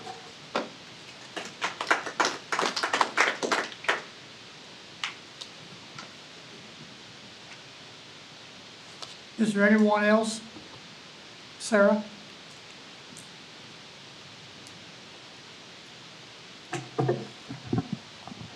Okay, I'm going to try to use my mom voice. Okay. My name is Sarah Ritter. I'm the president of the Desoto Chamber of Commerce and Economic Development Council. I want to give you a quick update on our background so that the community has an idea of how we operate. And I know this really isn't before the Planning Commission, but I do think this is a good reminder of what our roles and responsibilities are. The Chamber of Commerce is designated by the IRS as a 501c6 not-for-profit, which means we do not make a profit. We have membership-based organization. Underneath that umbrella of the Chamber is the Economic Development Council. We've had some restructuring in the past years where the Economic Development Council was a board of directors that I am split in half Chamber and half Economic Development. That has changed. We do have an Economic Development Advisory Committee, but the governing body is the Desoto Chamber of Commerce. So I wanted everyone to kind of understand that the EDC is under the umbrella of the Chamber of Commerce. I've been here going on my 20th year as the president of the organization. Since that time, economic development rests within our strategic policies and procedures to make sure that Desoto is a quality place to live, work, and play. And I want the community to understand that too. I live here and I hear you. I want everyone to understand the process that's went through this. Development that we've seen, I presented this to the council about a month ago. We have never seen the amount of economic development activity that's taken place since 2020 in the history of our community. We've done studies after studies. We've done a community housing assessment, which I think the community quite understands. Housing is a real issue. We need affordable housing. We need diverse housing. And as more projects are coming to this area, that's going to even make it more vital. We need diverse housing so that our existing businesses can thrive and there is opportunities. We have one of, if not the best school district in the state. Our quality of life is huge. And a lot of that rests with some of these businesses who are now on the property tax rolls that are putting money back into this community, back into the school district for our students. I know that's not a popular statement, but I want you to know that I'm not here as a resident because I am employed by an organization that's here to do economic development. I will tell you, as a private resident, there are oftentimes a lot of things that if I personally had a vote, it would be different. But I have to put my personal comments aside to think of what is in the best benefit of the community. We've been tasked with economic development, which change is not always well received. And I totally agree with anyone that lives along Edgerton Road that this is going to be drastically different than what they're seeing now. And I want to assure you that we have done studies after studies the past 15 years. As I mentioned, the EDC's role was to encourage economic development. Since 15 years ago, one of the first projects that we were asked to submit was it was called Project Alpha at the time, but it was the soccer complex that you see at the Legends. A lot of us went to Frisco, Texas, at the invitation of Mr. Lamar Hunt at the time. That could have been here in DeSoto. And everything happens for a reason. I truly believe that time that we can either be proactive or reactive. I will tell you that when we were talking with every project that we've submitted for this property has landed in the finalists, and that is the reason because of the highway accessibility. So our group met to try to figure out why is this property so interesting to a large amount of companies? And as the community said, it's highway frontage with 2 direct access points to K-10 highway. The reason that we have not been successful in attracting a company to this area is because of the infrastructure. So the Chamber of Commerce and the Economic Development Advisory Committee said, what is really the cost? What is the cost for infrastructure? We need to understand what the cost is to the city to be able to take this to the next step, or we need to identify that this is just not a feasible area. So that's what's taken place. In the past year, I know that there were some questions, and I'm trying to write them down to be able to respond to what I can. There was what's called a due diligence document that was created by Burns and McDonnell. And in that document, it contains everything based on the environmental assessment that's been done, and if there's been any artifacts, if there's been any burial grounds. They've done a wide variety of due diligence on the property. It's my understanding too, and perhaps the developer may know, that there has been a phase 1 environmental study for that property too, and everything came back fine. And so that's what keeps a lot of these projects still in play. I do want to say that there's what's called non-disclosure agreements that I'm required to sign. So I'm not at liberty to tell you every company that's come in. We're working with several as a finalist, not on this property, but others, that I don't even know the company's name yet. And because of that, it seems unfair, especially to my board. They want to know who it is as well, and we want to be able to tell you and shout at the roof who this is and what the potential is for this community. But the problem is that we're bound by law when I sign this agreement that I can't share it because of proprietary information from companies. So that's why you don't see me as visible. When I spoke to the governing body, I gave an update on this year we've seen over $8 billion of projects and capital investment that have been interested in the community. A lot of them, I won't know their names before you do. Some of them I do, and I'm bound legally not to say anything. And if I could, I would, but we're bound to that standard, and that's something that I must attend to. I will tell you that when this group met with probably at least 5 developers, when we were going through the process, I can assure you there were developers that had ideas for this property that would be met with even more discourse than you're seeing now. The Chamber of Commerce actually, and Mr. Lamb actually kind of helped make my point, I don't think he meant to, but the chamber as a whole, the governing body of my organization, wanted to put a timeout to prevent a developer that did not work with the community. And I think that also means the surrounding neighbors as well. We need a developer, and I do believe after all of the discussions that we've had with the developers, there are some developers that actually try to outsmart our community and purchase that property behind us. And what you would have seen, we would have been out of control. The Planning Commission has a M1 classification, and that could be anything. At least with the developer, our role is to connect the property owner with the developer. And that's where the chamber and the EDC's role ends. Would we like to be able to tell the city what we want this to be, what you want it to be? Absolutely. But our attorney has also told us we have our own lane, and the memorandum of understanding, that agreement between the city council and Flint Development is between them. So I will tell you that we have worked closely with Flint. Every hurdle that the chamber board, we've not made this easy on them. We have high expectations because we have a short time left with our option, which expires in August. I can say that with the landowner. There were a lot of times where I told Arlen, I can't tell you who it is, and you own the property, but legally I can't do that. I will tell you that this developer has been identified because they understand our vision. What could happen to that parcel could be something none of us want.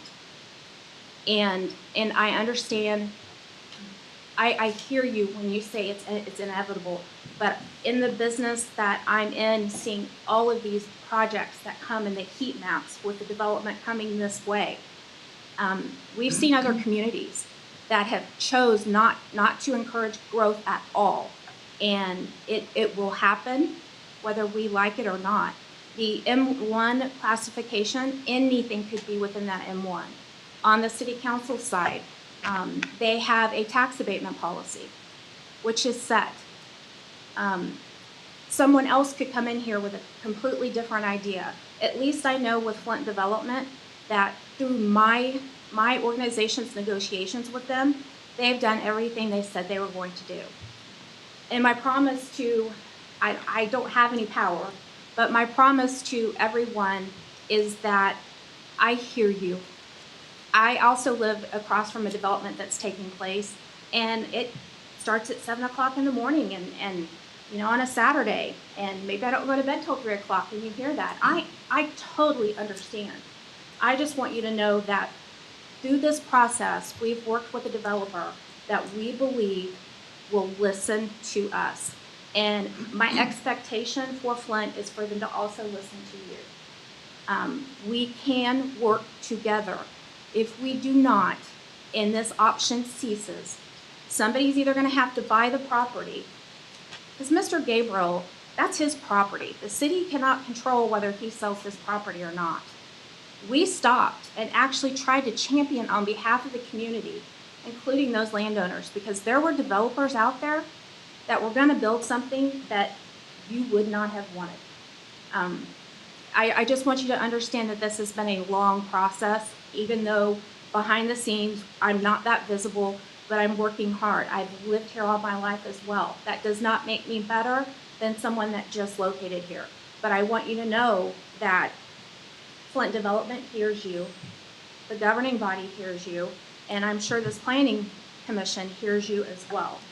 I also want to say the land option that we had through Mr. Gabriel and through the developer is public information. It's something that you can find at the Register of Deeds. So that's something we've never done in our history before. This property is so important to the success and viability of this community. Something will occur because Sunflower is now annexed into this area. And if you think about the potential for Sunflower, where are those truck traffics going? Where is those folks going to go?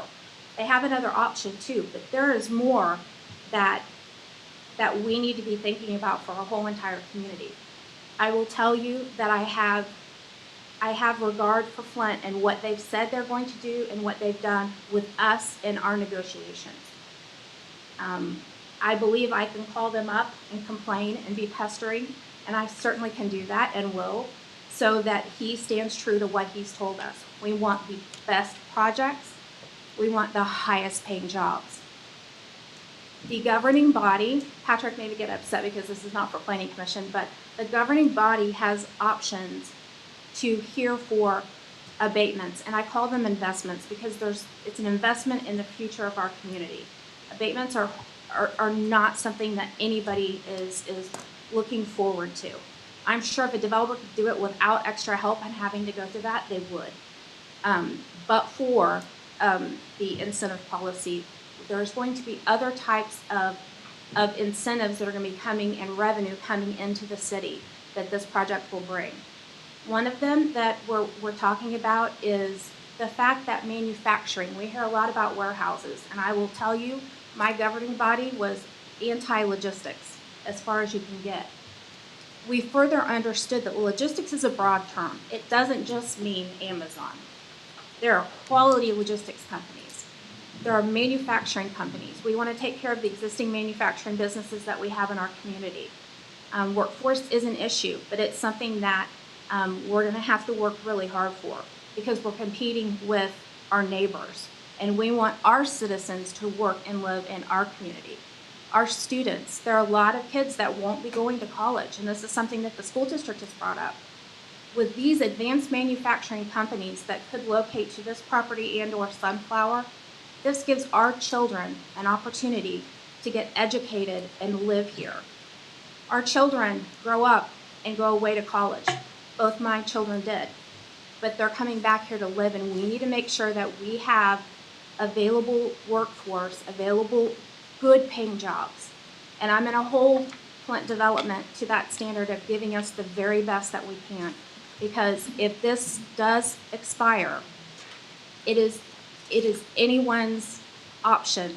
And if they can meet M1, there's not a whole lot that the Planning Commission can do at that point, as long as they meet all of the restrictions. But it could be something that we are all not happy with. And so, without being repetitive, I just want you to know that there's been a lot of thought into this.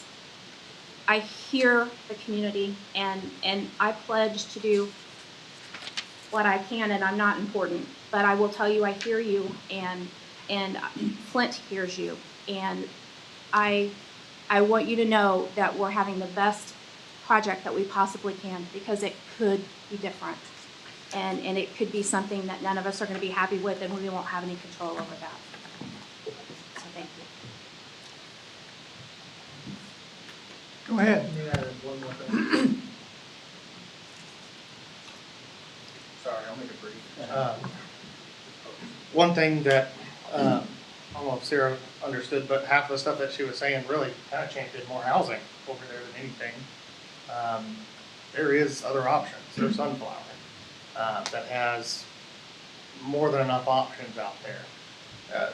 She kept stressing that, when time runs out, it could be any M1. It doesn't have to be M1. Somebody could come build a housing neighborhood there. Like, it doesn't have to be industrial. That's what the open, fair market is about. It could be whatever buys and goes through this process. It could be houses, or it could be somebody else trying to do M1 that could get knocked down again. I think our hope is that we're hoping that most of you haven't made this decision 3 weeks ago already, and that this is truly still something you're thinking about. And that's all I got. Do you have anybody else? I'd like to have the developer come up here and address some of these questions. I got one more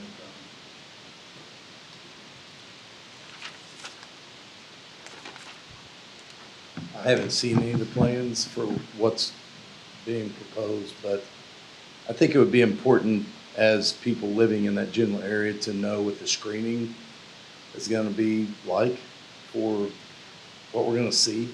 If we have any say in the plan, even if it's a couple of us that got some common sense of this kind of development, if we can at least weigh our opinion in, it may not make any difference, but it might make a difference. So if that's even an option, I'd love to be a part of how they're gonna screen this thing. So as people that wanna live in the country, at least have an option of, or at least a say in how this thing's gonna look and feel as far as what we hear.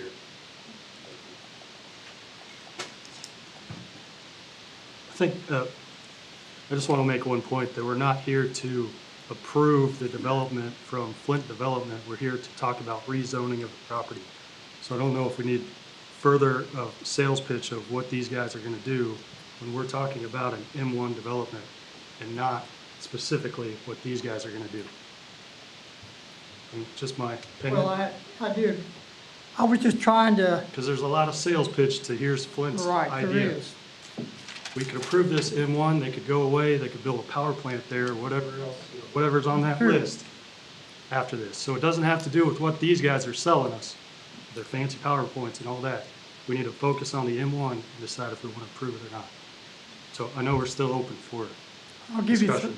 I'll give you 3 minutes to take care of this. Thank you. Chairman, appreciate the time. You know, first, I just want to say, I understand that this is incredibly emotional. I've heard a lot of emotion from a lot of residents. They think about the investment they made. They think about the houses they're building or considered building or completed, and it's incredibly emotional.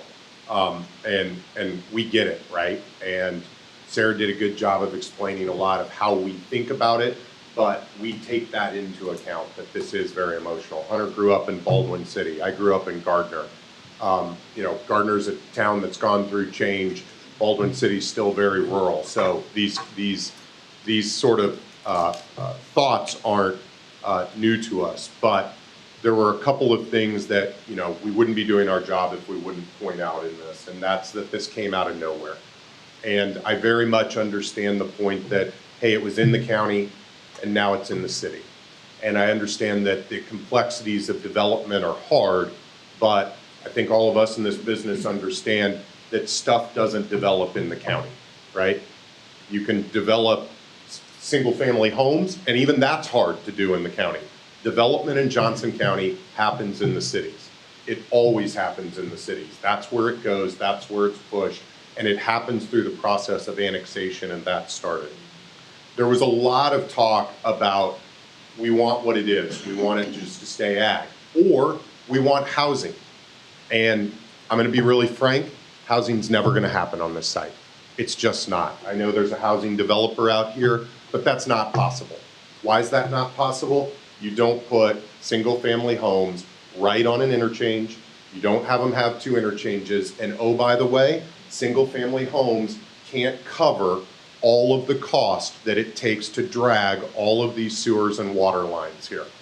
And to the point that was made about the MOU, yes, the city's absolutely financing it. But you know what the city's doing when they're financing it? They put it right back on us through assessments, through utility charges, through others. If you read the next section in the MOU, again, not the purpose of the Planning Commission, but we're paying for all of that infrastructure. Why has there never been any development besides Mr. Gabriel not selling it? No one can afford the infrastructure. What can afford the infrastructure? This type of light industrial development that we're doing. Yes, there was a part brought up about M1 and what it says about right-of-way, and absolutely, Edgerton Road is a right-of-way. But it's not done and over after that. We've got... I hate to cut you off, but your 3 minutes are over. All right. Well, thank you. There's a site plan process still to go here. There's many things to go. This commission and the council will have tons of different checks in this. It is not done in one night. Thank you for your time. Brad, do you have anything else you want to bring up? No, I would, well, Sorry. Real briefly, Rosemary Mail again, 37265 West 95th. You know, you guys talk about you're paying for all this stuff, but they're getting a 10-year abatement, and they're getting all these revenue bonds. You're not paying for it all. You're getting a hell of a tax base break. Brad? Thank you, Mr. Chairman. The other day, I stand by the comments in the staff report, and there will be screening, there will be buffering. As you know, we've been through the site planning process, and that'll be something that this body gets to review and scrutinize at great length. There'll be irrigation. One of the things that's one of my pet peeves is we require trees and berms and grass, and then nobody takes care of it. That's why we have irrigation in our code. That's why we require, that's why we inspect. And we send letters, and, you know, Burger King had a couple trees die. We sent them a letter, and poof, you know, a couple weeks later, 2 more trees have been planted.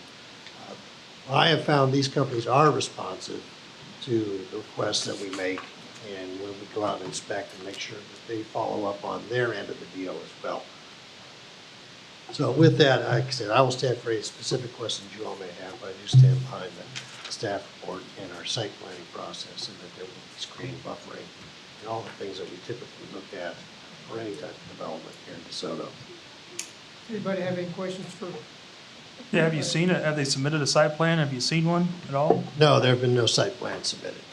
Okay, so when they do submit a site plan, will it be for the whole 371 acres? Not necessarily. There could be a certain portion or one tract. They could do a spec building initially. So no, it's not required that they do all 370 acres at one time. Okay. No, I just think they're going to do an overall development plan for the whole 371.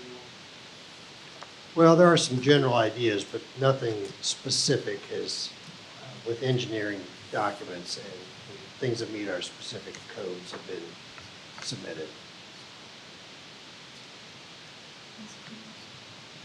Do you have anything? No, you probably want to close the public hearing. Anybody else? This time we'll close the public hearing.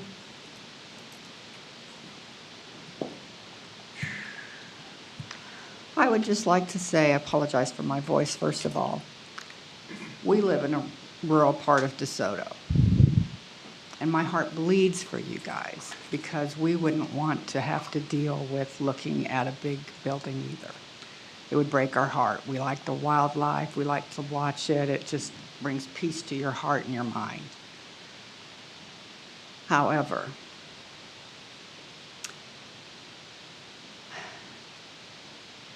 the reality is, eventually it will happen.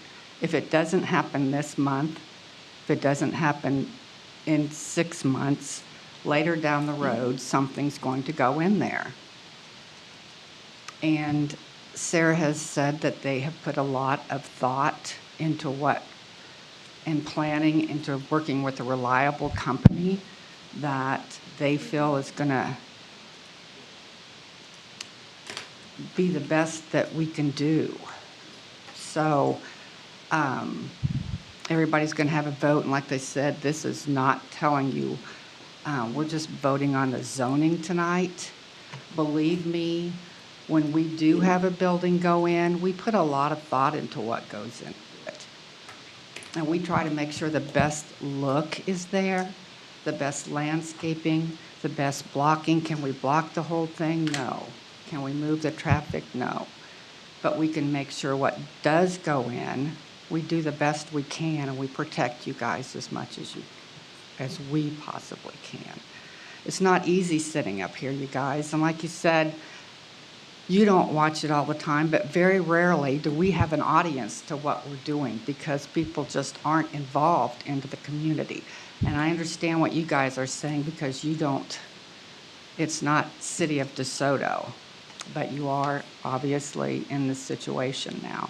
So we don't take what we do lightly. So please, whatever decision we come up with, know that we've got the city's whole interest as well as we're all property owners too, and we want to make sure that we do the best that we can. So thank you for coming tonight, guys.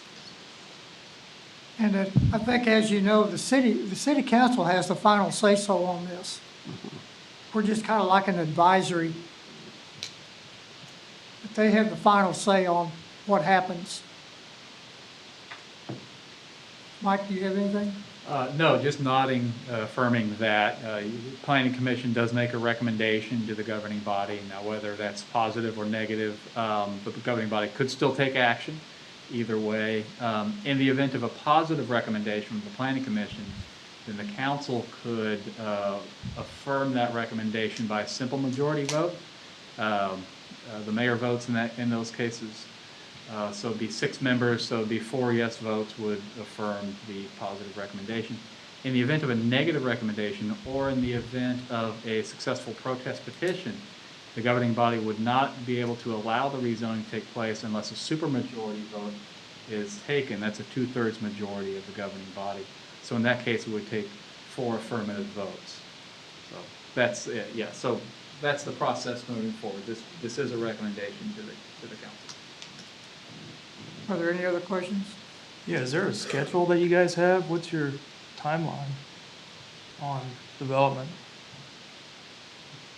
Do you want us to address? Go ahead.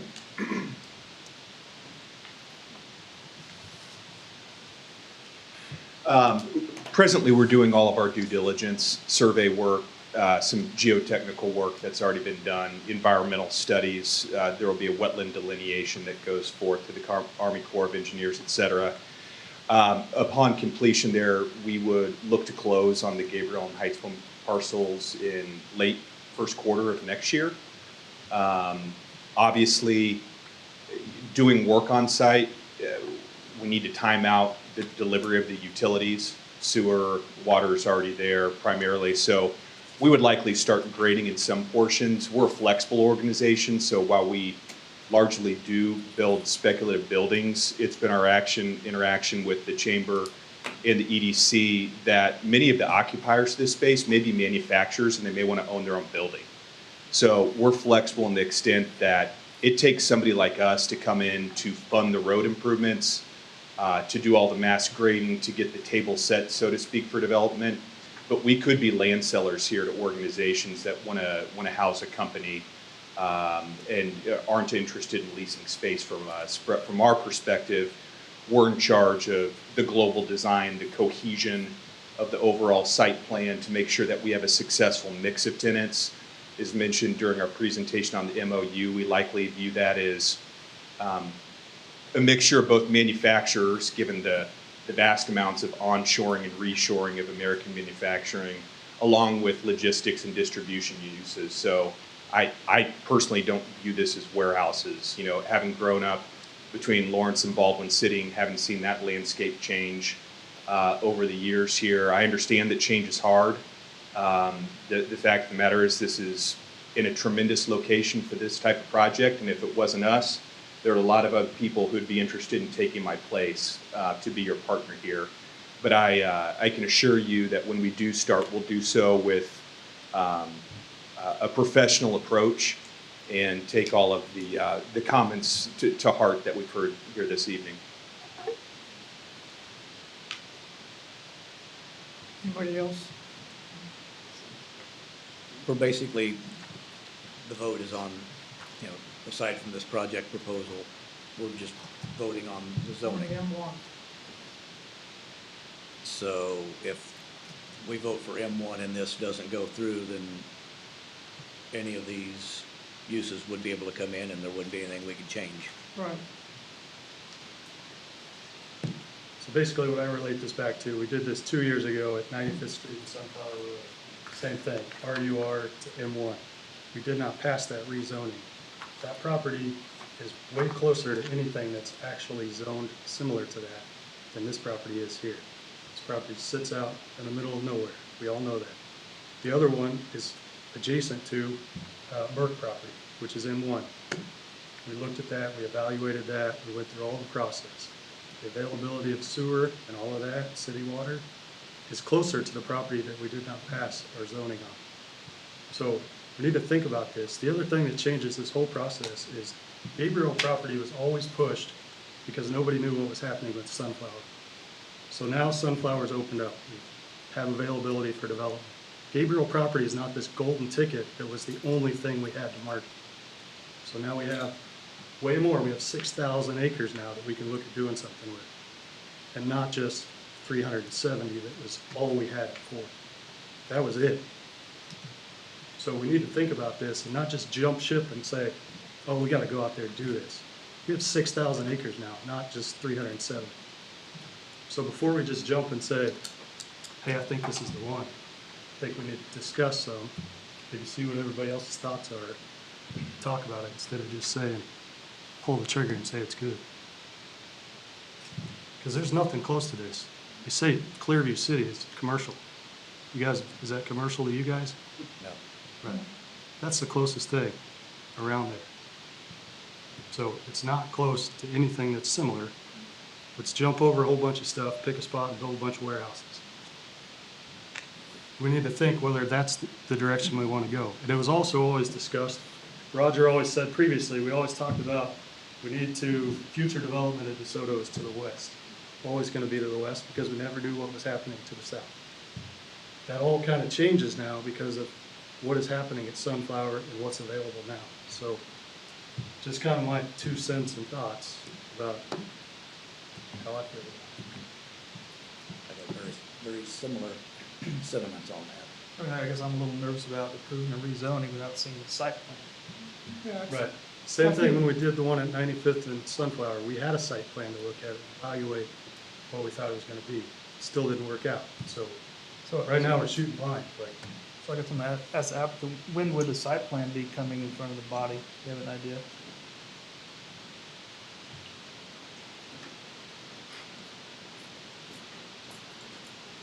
So Hunter was explaining earlier, we would close in Q1, and then the piece that was working there is the time that it takes to bring in the utilities, that we would want to be coordinating the same time before we're actually building buildings to make sure that you're served and you work in that utility process. So that's the piece that you're working through.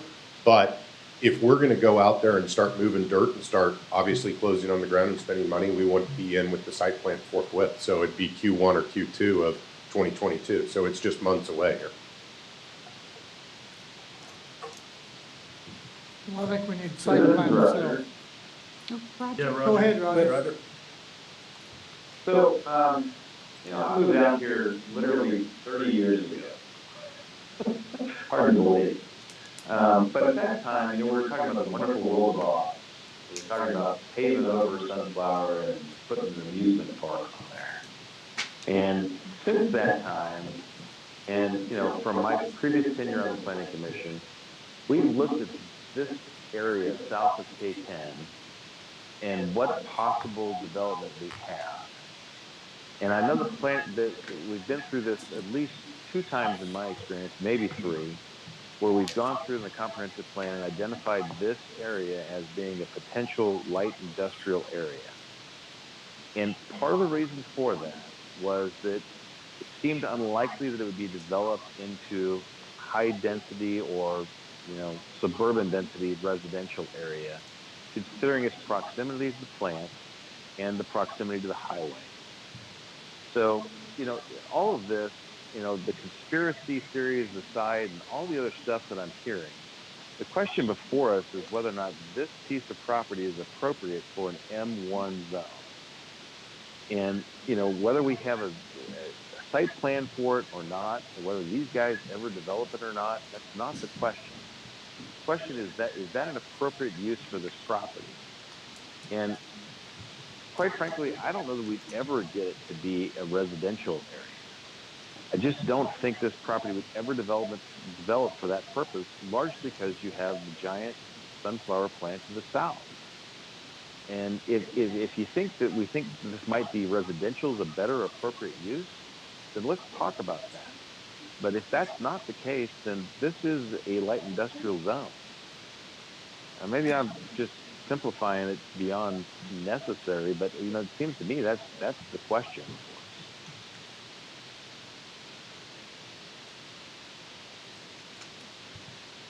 Any comments?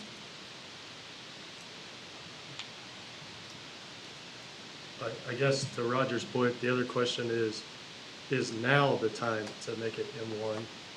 Or I know we have a future plan for that, which is why we have a future use map, land use map, and not something that we just, future land use is a plan for the future. Obviously the future is tomorrow, but is the time now? Do we need the urgency to move this fast? And is now the time? I don't know. when we were doing the review of the comprehensive plan and approved it, my personal thoughts were this would be 10, 15, 20 years down the road. Now we've got this sitting in our laps. My personal opinion, or personal thoughts, when we approved this, and on my mind, I was thinking of this area as kind of a buffer zone between the residential and what's inevitably going to be the industrial over on the Sunflower Ammunition property. So I just have a hard time grasping something like this across from residential, even being out in the country.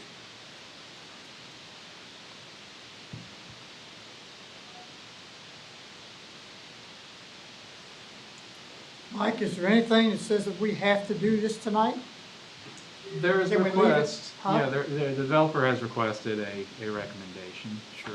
I mean, there is nothing legally binding, about that. There are statutes, and maybe if Patrick Reed is still on the call, don't know if he is. There are statutes to the effect that, or case law to the effect, you can't unreasonably withhold a decision. So, Patrick, I see you jumped on there. Did you hear the chairman's question? Sure. I mean, legally, if you felt like you needed more time, you could, table the item, but as Mike, or the developer could, agree to that, but yeah, my understanding is they, obviously they need the rezoning before anything can happen. They can speak to it, but my guess is that they're not going to move forward without getting the zoning that they need, because that wouldn't make any sense for them to be putting dollars in property if they don't have the zoning they need. So,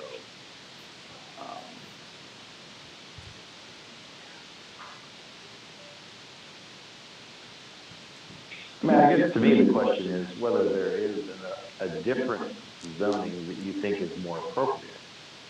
I mean, we've obviously thought about this in terms of the comprehensive plan as being an M1 zone and light industrial. And if we think that was poorly thought of and that we need to rethink that, then I'm all for it. But guys, I don't see how this would ever develop as residential property. It's just the proximity to the plant and the way that it is, and with all due respect to the folks that own property out there that had bought that because they thought they were in the county, I get that, but like I said, I bought my house 30 years ago, and it was pretty clear to me there was 9,000 acres of brownfield site that was just south of there. Something was going to happen to it.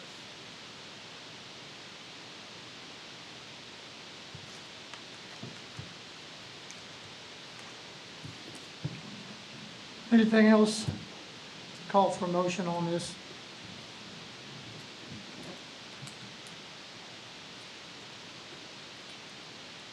I think I'd like to see the site plan. Todd? Yeah, I mean,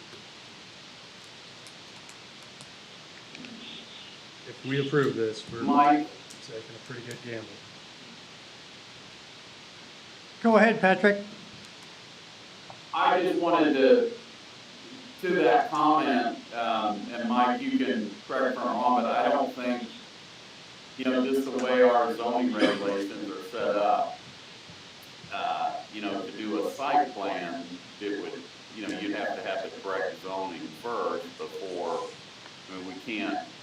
you can't reverse it and say, well, we want to see a site plan. We do have what's called planned development that's for mixed use, but that's the only way you could do that, and that's, I don't think that would be an appropriate fit here. That's usually when you have residential and commercial, for example, like if you were going to do commercial on the ground floor and residential on top, you the planning commission would require all the engineering plans, in advance, and everything would have to stay the same, you know. So it's basically the zoning designation is all of the engineering plans. So I don't see how that would be possible to go that route with this property. But barring that, you know, the zoning has to be in place before the developer can be submitting site plans to indicate, you know, what actual buildings are going to be putting on the property. Mike, I don't know if you feel any different than that. No, I think that's right. I might add that our planned development zoning district really has a pretty strong stated intent, and that stated intent is to be able to handle those developments that have a certain mix of uses that are very close and interconnected, and a development pattern that wouldn't otherwise be possible in one of the other zoning districts. One of the other zoning districts. In other words, you might have a 10-acre site that has 7 different zoning designations, something like that. So it's pretty clear about its intent and the intended use, and it's pretty clear that you're not to really use that as a crutch to get around this issue we're struggling with, which is, you know, future development site plans, and we know that there's a lot can be done with design and architecture and buffering and traffic studies and environmental impact things. And there's a lot of mitigation that can be done with a good, appropriate, proper site plan that would alleviate a lot of our concerns and a lot of the concerns of the neighbors. But a planned development is specifically, you know, discourages the use of that for that reason. Maybe to dovetail that too, I mean, we are going to see this again in site plan. We are going to have an opportunity to look at the traffic patterns. We're having the opportunity to look at all of those issues in terms of what anybody specifically wants to do. The question is this an appropriate use for this tract of land? And that's the only question we really have before us tonight. And if you think there is a different use that is a better fit, and that this is not appropriate, then you should vote against it. If not, we should vote to recommend it. I mean, to me, it's hard not to see this as being an appropriate use, considering what all surrounds the property. And the question of what actually gets built there is going to be a fight for that day, but then we deal with the site plan.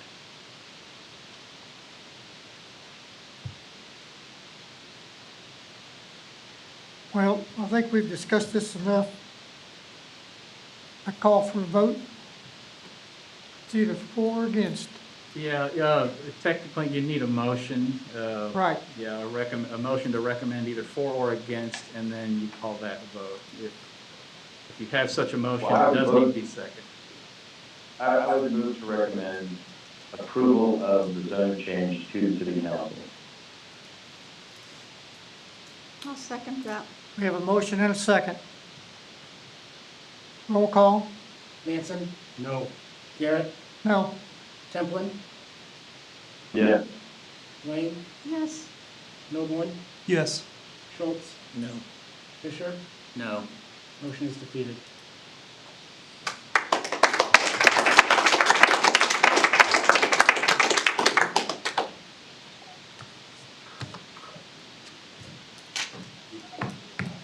Okay, so tonight Mike, we begins. need a motion. We actually need a motion. You haven't taken any action. Someone needs to now recommend denial. That needs to go up. So there's actually a motion. You just defeated a motion. Okay. No one's put forward a motion. Yeah, I think Well, that's guys in correct. the Yeah. seats tell us how to run our, Well, you don't have to take the advice. We have the city attorney on. yeah, what do we advise him for our information? What was The question is, since the motion was made and defeated, there's not really a motion, a recommended motion to the council. Don't we now need a motion to deny and vote on that? Right, that's correct. So the other motion would be a motion to recommend denial to the Yeah. city council. I'll make the motion that we recommend denial of the annexation, or the rezoning. We have a motion Second? and a second. Roll call? Manson, Yes. Jarrett, Yes. Templin, No. Lane, No. Milborn, No. Schultz, Yes. Fisher, Yes. motion carries.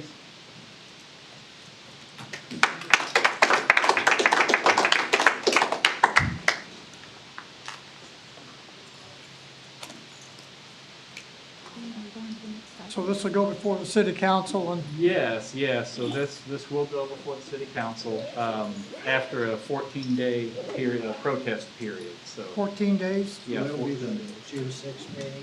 January 6th. January 6th. Yeah, January 6th. A little bit longer, 14 days. Yeah.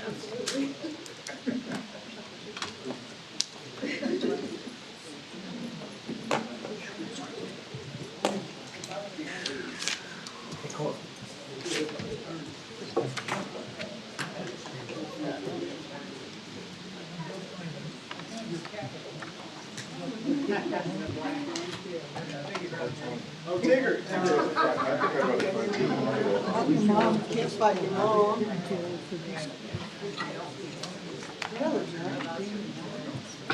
Huh?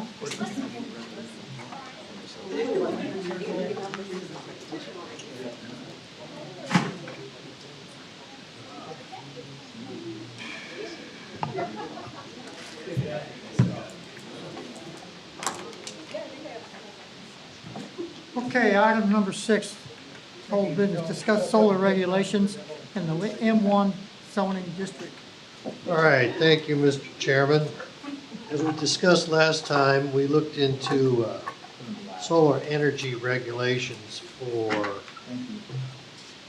large-scale solar energy generation up to 2,000 acres.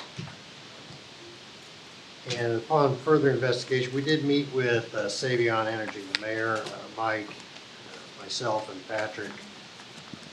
Met with these representatives, and I guess ultimately what we learned was kind of need to pump the brakes on this. There's still some big questions on how solar energy will be developed in the state of Kansas, let alone here at potentially at the SRL site.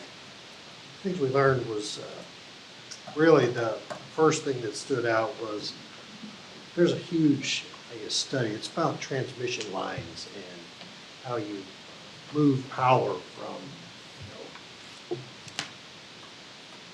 potential solar energy at Sunflower to Oklahoma or up to North Dakota. Anyway, there's a Southwest power pool, and significant studies need to be happening at that level, whether and how this energy is absorbed into the system, whether there's ability to transfer this energy even hundreds of miles. That study is in progress. Ultimately, what these developers told us was it's probably 5 years before something could potentially hit our desks as something we really need to consider. And they've just really started to scratch the surface. And only because Sunflower has just recently been annexed sort of triggered this. Yeah, they've been looking at it. They've been working with Johnson County, but and they knew this was a viable site because 6,000 acres, pardon me, 9,000 if you include the area south of 127th Street for the Sunflower site is something that could work for solar energy.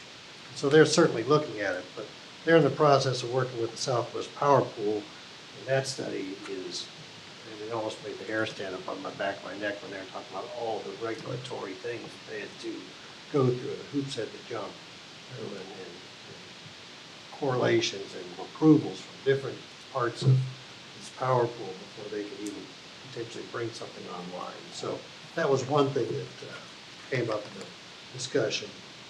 The other thing that came up was they often have to have purchasers of solar energy lined up before they even start building. And so they've got and some of the purchases are large power companies, Evergy, for instance, would be one, but also larger companies, Walmart, Amazon, they purchase large chunks of energy as well. It's how they sort of can claim that they're carbon neutral. Even though the Walmarts are all over the country, they buy chunks of, I guess, solar power, and they sort of offset their purchases of just coal-fired power, nuclear power, so that's how they talk about being carbon neutral. Those things need to happen before this would come into play. And finally, I think one of the bigger things is the state of Kansas really has not done a lot with solar energy as far as their statutory regulations. They've done a lot with wind. As you know, there's wind farms all over. You see the wind turbines all over western Kansas, but they haven't really addressed solar energy. And I think the big difference that I learned in this meeting was, a rancher could have 2,000, 3,000 acres, and they only need a 20 by 20 pad for one turbine.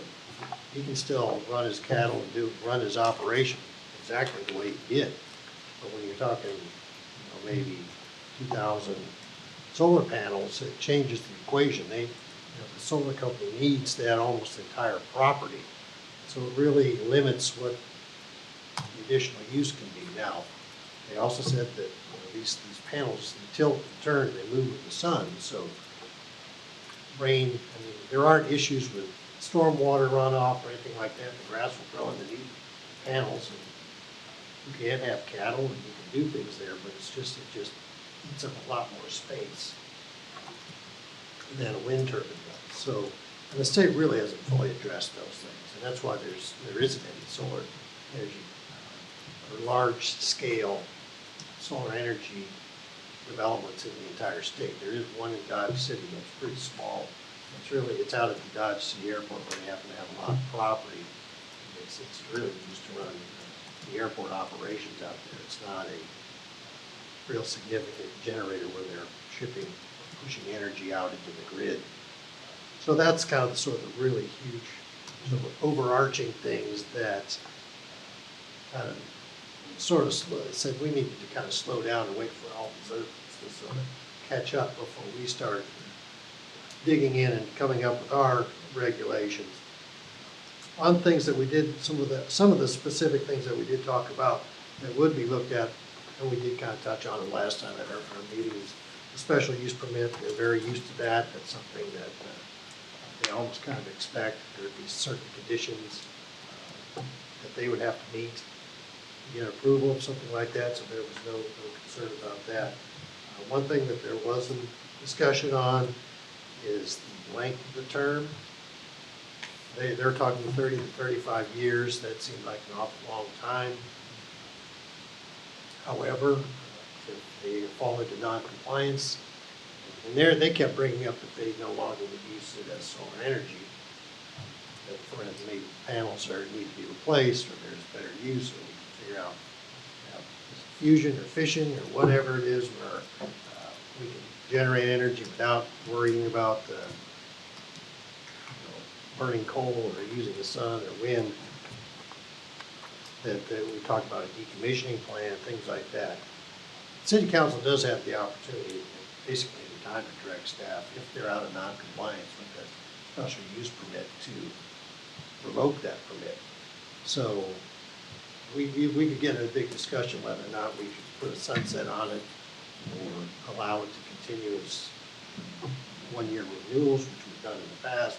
So that's just something that is important to understand. I believe Patrick's pretty strong about wanting to have a sunset and an end date where they need to re-up and start over. There is some debate on whether or not that's necessary based on City Council can direct staff to revoke the permit and start the process over if they're in non-compliance. One of the other things that came up was the size of the area. It's tied to the term. We talked about 2,000 acres. They're actually sort of came up, they would prefer to have 3,000 up to that large, because on today's technology, it would require something that big to really make the investment worthwhile. It's also kind of with the term too. That's why they want to have a guaranteed term like 30 to 35 years, because they need to know that they can sell power for 35 years and make money off these things and put that into the grid for that long a time. One thing they also did say is that these panels are getting more efficient. They generate more energy, they absorb more, they convert more energy over time. But That's just one of those things that they don't have a handle on exactly, but it's gotten better over the last 20 years, certainly. It's not, right now, they're talking about 2,000 to 3,000 acre size solar energy areas, and panels of 20, 25 feet in height, rotate, as I said, they rotate all the sun, but they're looking at a 35-year term. That's kind of what they were thinking about, which is also one reason I think we need to kind of just slow down, because if they don't know exactly what they want, I don't know that we should be trying to put some regulations on what is really best out there, because there's still a lot that needs to be looked at and thought about. Depending on the end user, franchise fees, we talked about some sort of payments in lieu of taxes.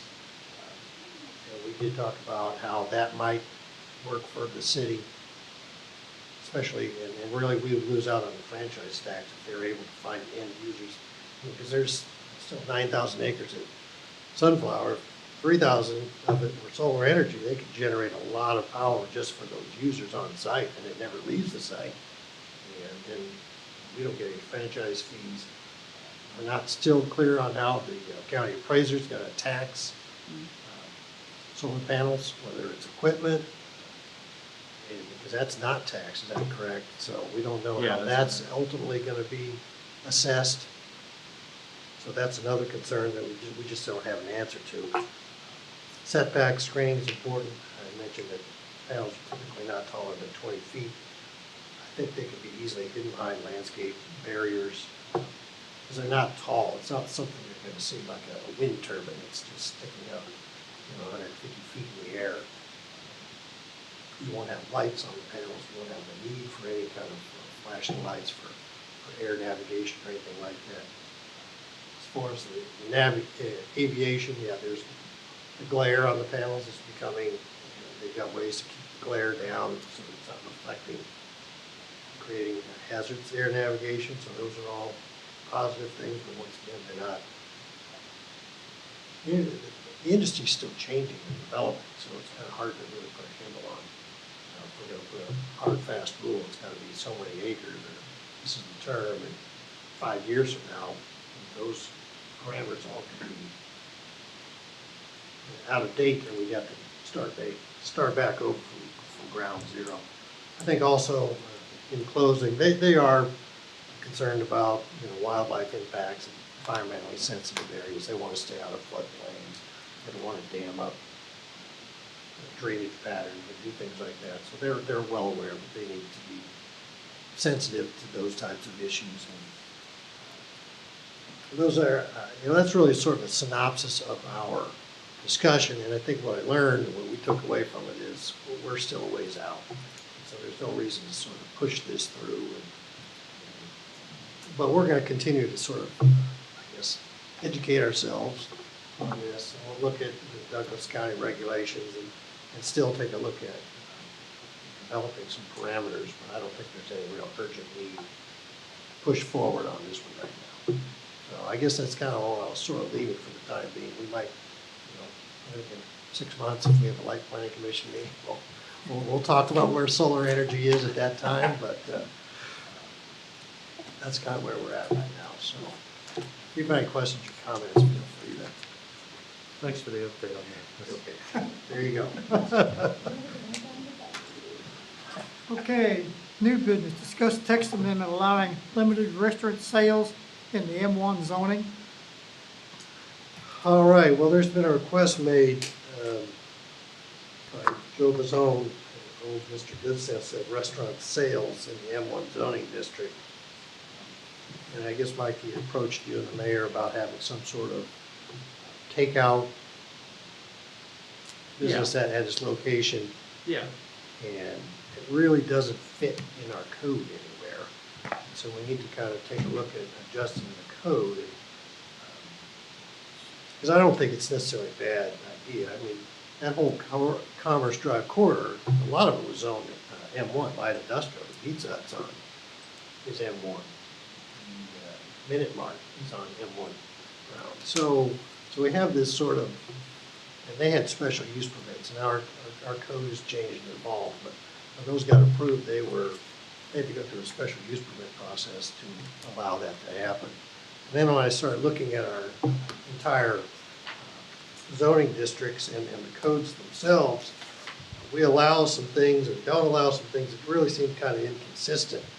The other thing, the NICS, which comes up with all these code services labels, they've changed some of their regulations as well. So some of the things I found that we have, that we require or don't require, don't exist anymore. They're just not in the code. So I went through and I made some suggestions on how we could revise this. Now, this does get back to the point of allowing food sales in the M1 district. I do think it would probably be a good idea to have food sales in the M1 district. I say we're looking at 6,000 acres of potential M1. There will be M1 south of K10 in this area at some point. Would it be easier to, and I think this is kind of why I revised the code this way, is because we can just jump to a site plan. If somebody wants to put a restaurant off of Lexington on the future Sunflower property, we won't have to go through a rezoning again to C2 and go through all those hoops where we can just allow it. If there's going to be lots of, potentially thousands of workers and jobs down there, there's going to need to be some sort of food service in that area. So I thought there's an opportunity to just sort of revamp our thoughts on what we might allow in the M1 as far as food service. It seemed to me it was fairly minor compared to all the other things that we allow in M1 to allow an additional Subway or Good Sense or something, McDonald's in the M1 district. So that's sort of the preamble on all this. But really the thing that would change is not necessarily any specific language, but it would be revised to look something like what I've got on page 3 of the staff report, where I put in red what my suggestion is. And certainly stand for any questions that you may have. One thing also I might note is the 722410 categories as food service, alcohol, and malt beverage. County doesn't require that there's a definition between whether or not you sell more alcohol or food anymore. They just have taken that out of their regulations, which then sort of made that a moot point. And we require a special use permit. I mean, we would allow somebody to just have a bar and sell peanuts and hot dogs if you had, in the M1 district, if you had a special use permit. So what I'm saying is you just take that out of play and just eliminate that. So it's Did you just. give him a special use permit to sell, even selling breads and stuff out of his several years ago? You mean out of the custom foods, out Yeah. of the facility? There was an initial plan when they came for the initial building, or was it the expanded building? Well, I to thought have it was a the initial building. have a little retail walk-up thing? Yeah. They did there for a time, are you saying, or? Yeah, I thought they did. There was a plan, I think, to do that, but I don't think they ever did. I don't think they ever had officially retail sales out of that custom food. If they did, it happened and we didn't notice, and it's not happening anymore. Okay. But, so this the current request isn't for the custom foods building, it's actually for the Good Sense, the office building here, just north of there. They have a commercial kitchen in there that's like a research development kitchen for them. And what he's wanting to do is kind of test out an online ordering system where people can go online, order their subs or whatever, and then have it delivered to their house. So this wouldn't be people coming to a counter inside the Good Sense building. It wouldn't be open to the public. You just do it online and have it delivered. So then in that case, if he did have something in his building, how would he get approval to do that? Would that come back through this body again? Because there's no building change. I mean, Yeah, no. He would need a license from the KDHE, from the Kansas Department of Health and Environment, to offer retail sales out of that commercial kitchen. Okay. But there isn't anything in terms of an occupancy approval, and if he's not changing the physical structure of the building, he's not inviting the public in. that's kind of what we're getting at here. There's not really a need to impose sort of a site plan. There's not really a mechanism to do that. Yeah. Because what he's doing is not changing the physical built environment. So it really just comes down to the use. So it'd be like a Burger King or Taco Bell wanting to go out of Sunflower. That would require a site plan submittal. Yes, Yeah, absolutely. yeah. For something new. And so rather than trying to have him rezone a portion of this building to C2, it just didn't make sense. So that's why we've taken this approach.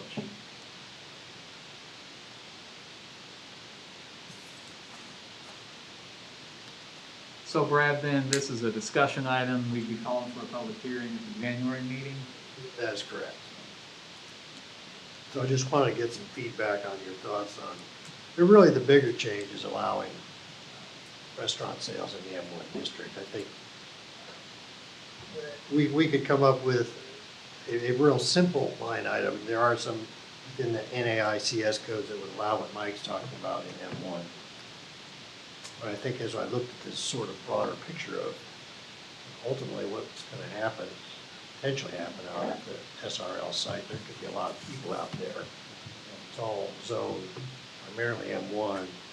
We want to continually come back with all these rezonings for somebody that wants to have a simple sandwich shop. Yeah. Can you hear me? Yes, Roger. Yeah, from my perspective, I don't know that I necessarily like the idea of saying that restaurant use is a general permitted use within M1. I think that, there's a lot of reasons why that may not be appropriate. I think it's certainly better for a commercial zone for that. And I understand his situation aside, which is basically he already has a structure built and he just wants to use it. Maybe we have a way to do a special permit for that. But I don't like the idea of just generally making it permitted in the M1. I think they ought to take it part of the M1 and designate it as commercial for that purpose, so we at least have some input as to where those restaurants are going to be.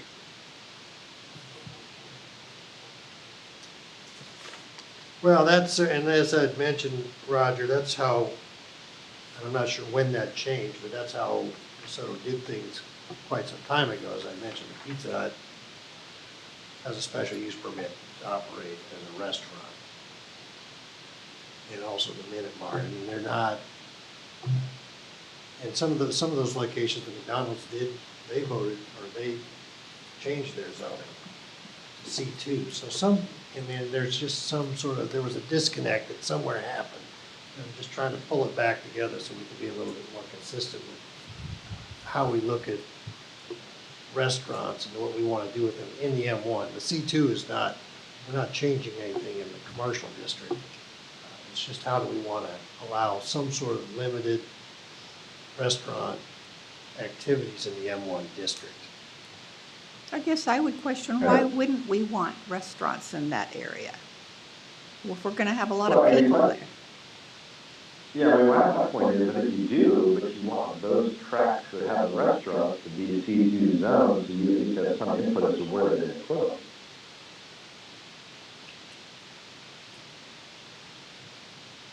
Well, and the other thing that these are things that just were thoughts I had, is if, you might have some place that wants to have a cafeteria of some sort. Are you going to allow somebody who works across the street come into your cafeteria and buy something? Under our current code, you couldn't do that. The employees of that location could eat there. So I don't know. There's just a lot of, I think there needs to be some flexibilities built into our code to allow some restaurant activities in the M1 district. Whether it's through a special use permit process, we could certainly, instead of having it permitted by right, we could have a special use permit process. Well, to me, that example of the cafeteria would be a perfect one for a special use permit. What? Tell me that again. We got a restriction. They couldn't go in there and eat? Is that how I understand? Well, I mean, we have these, I guess we wouldn't really police it, but in theory, some company had a lot of employees, they have a cafeteria. It would be approved under for their employees only. And Oh, I If see they what you're wanted to saying. open up sales to other folks, Okay, I they got really it. couldn't do that. I got it, okay. That to me sounds like a perfect case for a special use permit. As opposed to having the right to do that, right? I mean, if somebody wanted to put a Chick-fil-A in, there are a number of implications that would go with that. Traffic, parking, all the other issues that go with it is a very different kind of use. And, you know, yeah, that might be helpful for their employees, but it's open to the public. That ought to be a commercial zone. To me, it seems like restaurants should be of right in the commercial zone and a special use permit for an M1 or M2. So then if we do that, what about like setbacks and, screening? Is that gonna apply back to like commercial? Cause commercial has more. Yeah, it's we would less still have restrictive. to require some sort of commercial, those types of site plan requirements if somebody wanted to do, and that might be the out that Roger's talking about, is we require a special use permit if you have to follow the regulations that are in our C2. Now, we would say that.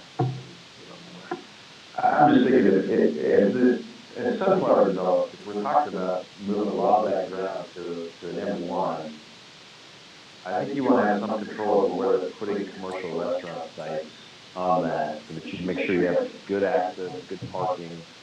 All of those things have to do with whether it's appropriately zoned. I think I'd hold on to that.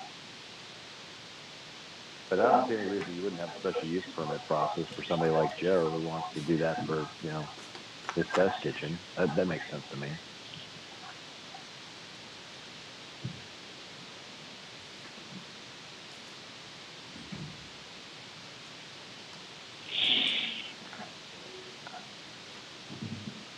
I think I kind of agree with Rogers. Listening to it, thinking about it, having a little more control over that. No, having restaurants be separately zoned from a special use permit in M1. So keep those separate. Is that right, Roger? Am I agreeing with you correctly? I think I am. Yeah, I think that's the idea. You don't have a right to basically open up a restaurant if you're in M1 without a special use permit. Right, yeah, so you're saying they could do it special use and not rezone it to commercial? Right. Okay. But we'd have to examine it and consider whether it's appropriate. And if it's what, you know, Brad suggested, that it's a cafeteria for their employees, and they're also going to allow other people to eat at, that's not a big deal. If they're going to open up a Chick-fil-A, that's probably a different deal. Yeah, I mean, with a special use permit, correct me if I'm wrong, but you still have to go to planning commission, city council, special use, and have a site plan. So it's still kind of the same approval process per se as a rezoning. Yeah, it really is. I mean, at the essence, you still have a public I guess hearing. the only argument would be if you're changing something setback-wise or anything that's different with the requirements of what the building itself or structure would have, right? That would be the only, it would be harder to make those changes under special use. I guess you still could, right? You just, if they didn't want to make the changes, you just don't pass the special use permit, right? So it'd be hard to develop a Chick-fil-A in M1 zoning setback. Right. So that would be where the, Yeah, the zoning setbacks would apply. Yeah, but then they need a bigger lot. Special use permit is kind of an overlay over the existing zoning, so. Yeah. I think we would analyze special use permits the same way we analyze the rezoning. Yeah. We use the same factors. Same process. But they don't have to rezone the property. They can, in a case like this one where Joe's talking about, he just wants to use a portion of the building to do that, that's exactly what it's for. Same thing. Is there any appetite to consider splitting the baby a little bit and having a carve out for the use like Joe's describing, where there wouldn't be a public retail transactions happening, public wouldn't be coming, but orders would be coming in, they would be selling and delivering off-site? Or is that just too fine a hair to split right now? Well, maybe a special category for commercial kitchen, where there's no service on site. Right. and have that just allowed in M1, and then this use permit process would happen for the Chick-fil-A deal. I think that would be reasonable to do like a commercial kitchen zone. Right. Or a permit. Those are Yeah. becoming more popular, that type of. Yeah, stuff. they are. There's You know, you hear them in larger cities. Multiple restaurants cooking in one Sure. location and delivering Yeah, out in yeah, one spot. you know? exactly right. And And they're dark kitchen. So I by don't think- nature a different deal. There's no Even in a signage. setup like this, you know, when this development happens, there's not gonna be a lot of people that wanna maybe leave, but they may order on their phone and say, hey, I want, Yeah. you know, that may be something that fits pretty well, but. Yeah. So, But I guess hate to keep harping on this, but we're gonna run into the same problem on new business 7D. We're gonna run into that same problem where we gotta replat something because of the setbacks from M1 zoning for Taco Bell. If we don't kind of differentiate some setbacks for fast food in M1 zoning. And I'm fine Well, with that. I It's think- special use. I think maybe the concern is with existing buildings and then new construction, maybe, Yeah. is where it's a little shady in my eyes, I guess. If it's new construction, I think it needs to be done under a commercial zoning, right? If it's existing, modifying something existing, maybe it's special use. Do that? Yeah. Is that where the difference is, maybe? I think I see what the confusion might be. Maybe I just made it more confusing. It's been a Well, long I night. really, I would certainly advocate that keep your restaurants in your C2 or C1 zoning and allow for M1, you're talking about commercial kitchen category, maybe make that for permitted use under M1, everything else special use permit. Well, I guess what I'm hearing is we can look and see, I've not looked specifically under the NAICS codes if we can allow just to live, because they've got a lot of different categories, and maybe we could just add delivery use only, or find something, or we could even actually. We can make it up. We can yeah. make up our own, actually. Yeah, we have a few of them. So, All right. so we'll take a look at that and give it some thought. But I think we still could move forward with a potential public hearing next month. Okay, so, I'm just gonna close. Usually December's a pretty light meeting, but not this year, so. Okay, item B, consider final replat of Corridor 10 Commerce Park. All right, this is another throwback kind of item that happened along Commerce Drive. As you remember, the Jake's Fireworks was actually part of the old Hike 10 Commerce Park. They just put up their building. They didn't replat it. They didn't have to replat it. So they put up their building. Now that they want to sell the property, Lot 1, we went through that process of approving Taco Bell site plan. Actually, on the original Hike 10 Commerce Park plat, there is a 50-foot setback line on there. And even though our code says it's a 25-foot within the code, they have to replat the site to remove that sort of stipulation, that 50-foot setback line. So what they're doing is submitting a replat for that tract. Just take care of really a paperwork kind of item, but we used to put on our final plats setbacks. So that's a legal binding document. They went to file all the stuff with the county, and it came up, and then went to their finance company, and the company said, you can't build it like this. What do you mean? We approved it, site plan is approved, Desoto's code says you only need 25-foot setback. Well, the legal filed plat says it's 50-foot setback. So they need to replat the document. So really, that's what this is doing. It's splitting that tract into two tracts. Jake's Fireworks is Lot 2. Taco Bell is Lot 1. That's the exact dimensions that were presented to you in the site plan, so there will be no changes to the site plan. Additionally, we're also cleaning up the issues surrounding the 92nd Terrace street dedication. They actually dedicated that to the city as an easement. It's been filed that way, but it never showed up on Ames because it wasn't a property transfer. So we're taking care of 92nd Terrace, which actually Jake's Fireworks built. you're gonna pay for that road. So, anyway, this is kind of taking care of some legalese, but, there's no changes to anything with the site plan. It's really just cleaning up some paperwork and making it, just legal, so to speak, to move forward.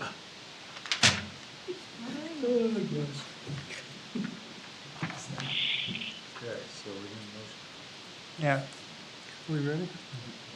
So we need a motion on that or not? Yeah, we do. I make a motion, we approve the final replat of Corridor 10 Commerce Park. Fisher, the second. Motion and second, any further discussion? Roll call? Hanson, Yes. Garrett, Yes. Conklin, Yes. Lane, Yes. Milborn, Yes. Schultz, Yes. Fisher, Yes. motion carries. I got the Taco Bell you built like next month. Yeah. I haven't been by there. Is it even business? Yeah, they haven't even pulled permit. No, they can't pull it. Not yet, not till this goes to council. Oh. Oh, gosh, I was craving the All border. right. Manson makes a motion to adjourn. Second. All in favor? Aye. We're adjourned. Hey, for the record, I apologize for having infected children. Yeah, get well soon, Roger. Sorry to hear that. Hey, Merry Christmas, guys. Merry Christmas. Take care. All right, we'll see you.